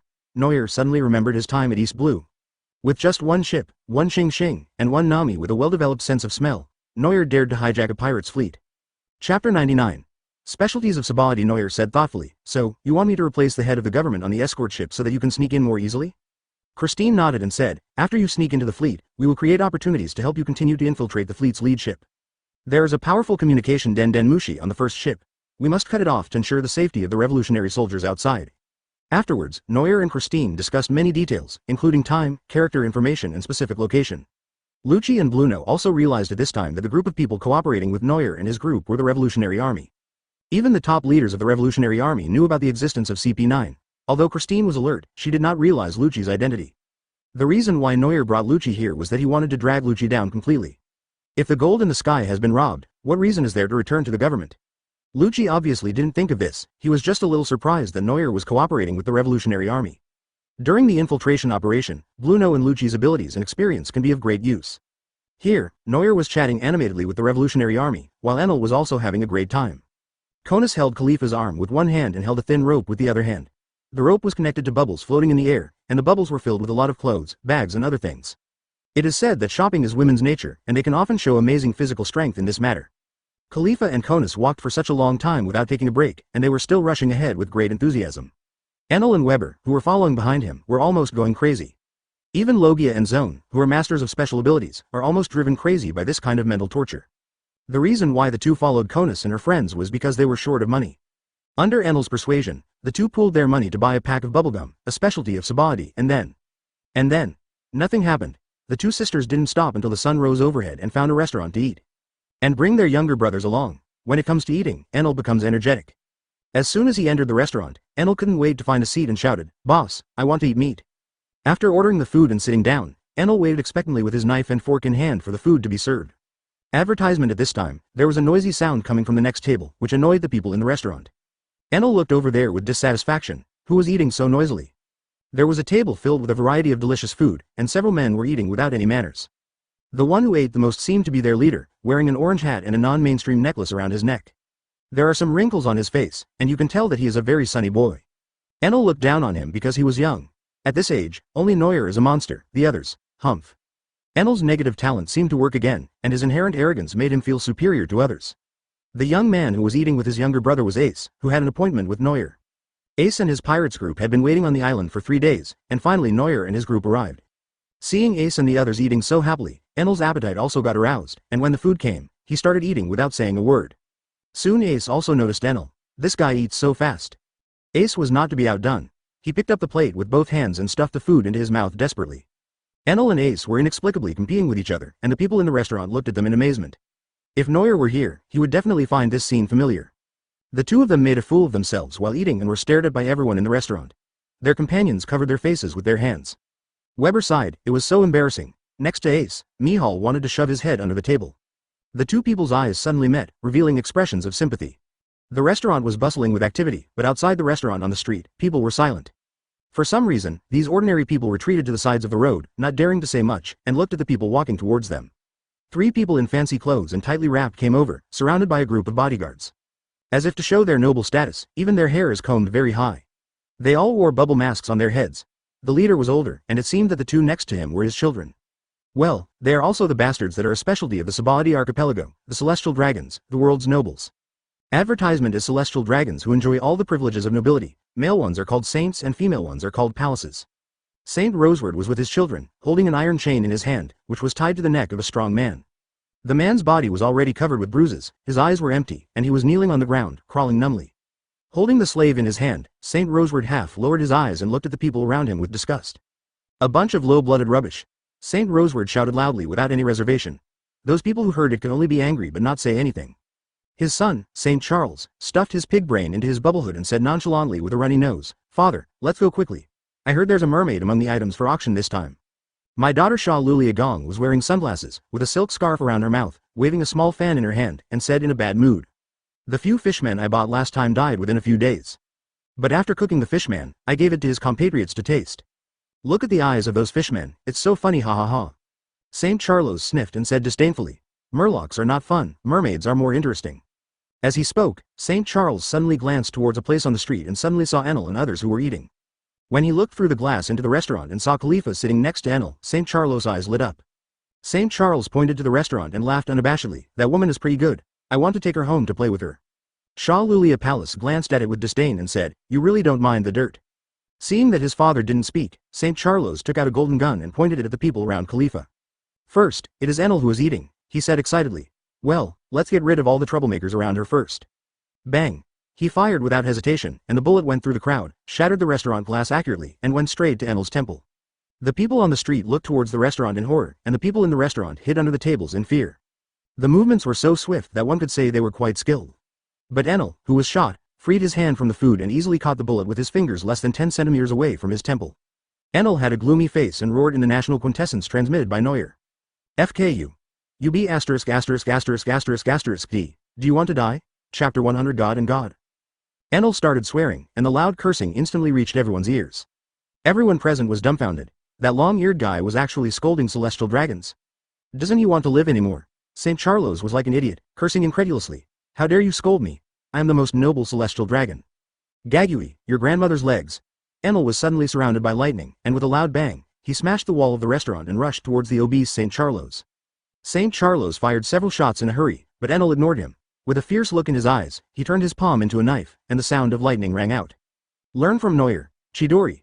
The sharp lightning spike in Enel's hand pierced through his flesh easily, and scarlet blood splattered, instantly dyeing half of his face red. But the person Enel pierced was not St. Charlos, but the slave who was led by his father. When the slave man saw Enel coming, his muscles mechanically jumped up and he stood in front of St. Charlos. At that moment, although Enel hesitated, he finally stabbed forward. Enel pulled out his blood-stained arm and looked at the man kneeling on the ground expressionlessly. The man's lips moved slightly, and a voice as thin as a mosquito came out. My daughter is in his hands, I'm sorry. Thanks. The slave man had a huge hole in his chest and died at Enel's feet with his eyes open. I remembered his whispers just now, and the look of relief in his eyes as he faced death on his deathbed. Enel had never seen anyone look like that before dying. At this moment, an inexplicable irritation surged in his heart.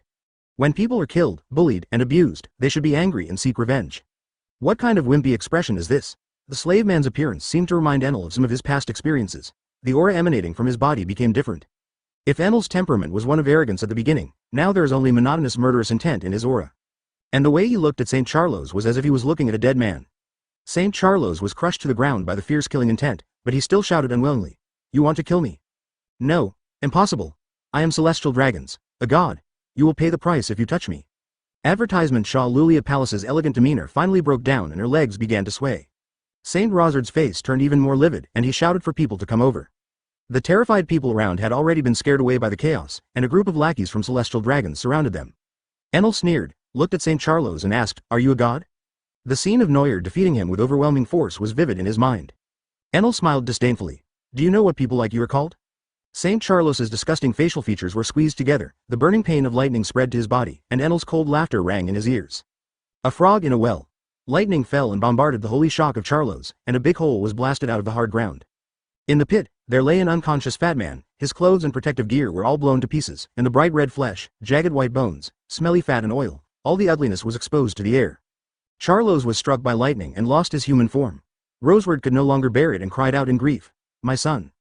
Enel exhaled, the anger in his heart eased a little, and he subconsciously looked behind him. At the table in the restaurant, Khalifa and Konis showed no fear, but kind smiles on their faces, as if they understood his behavior. Weber still looked as if he didn't care whether he lived or died, but he silently made a gesture below. Seeing the thumbs up sign, Enel curled his lips. But then, for the first time ever, a warm smile suddenly appeared on Enel's face. He was no longer the same person he used to be. Yes, he has so many good men. Enel caused a disaster that shocked the world, but even so, Ace, who was just watching the fun, still didn't stop talking. Ace swallowed his food and looked at Enel and the others with admiration. If Enel hadn't reacted just now, Ace would have taken action, but the result was beyond his expectations. And this kind of action is a bit similar to that of his buddy.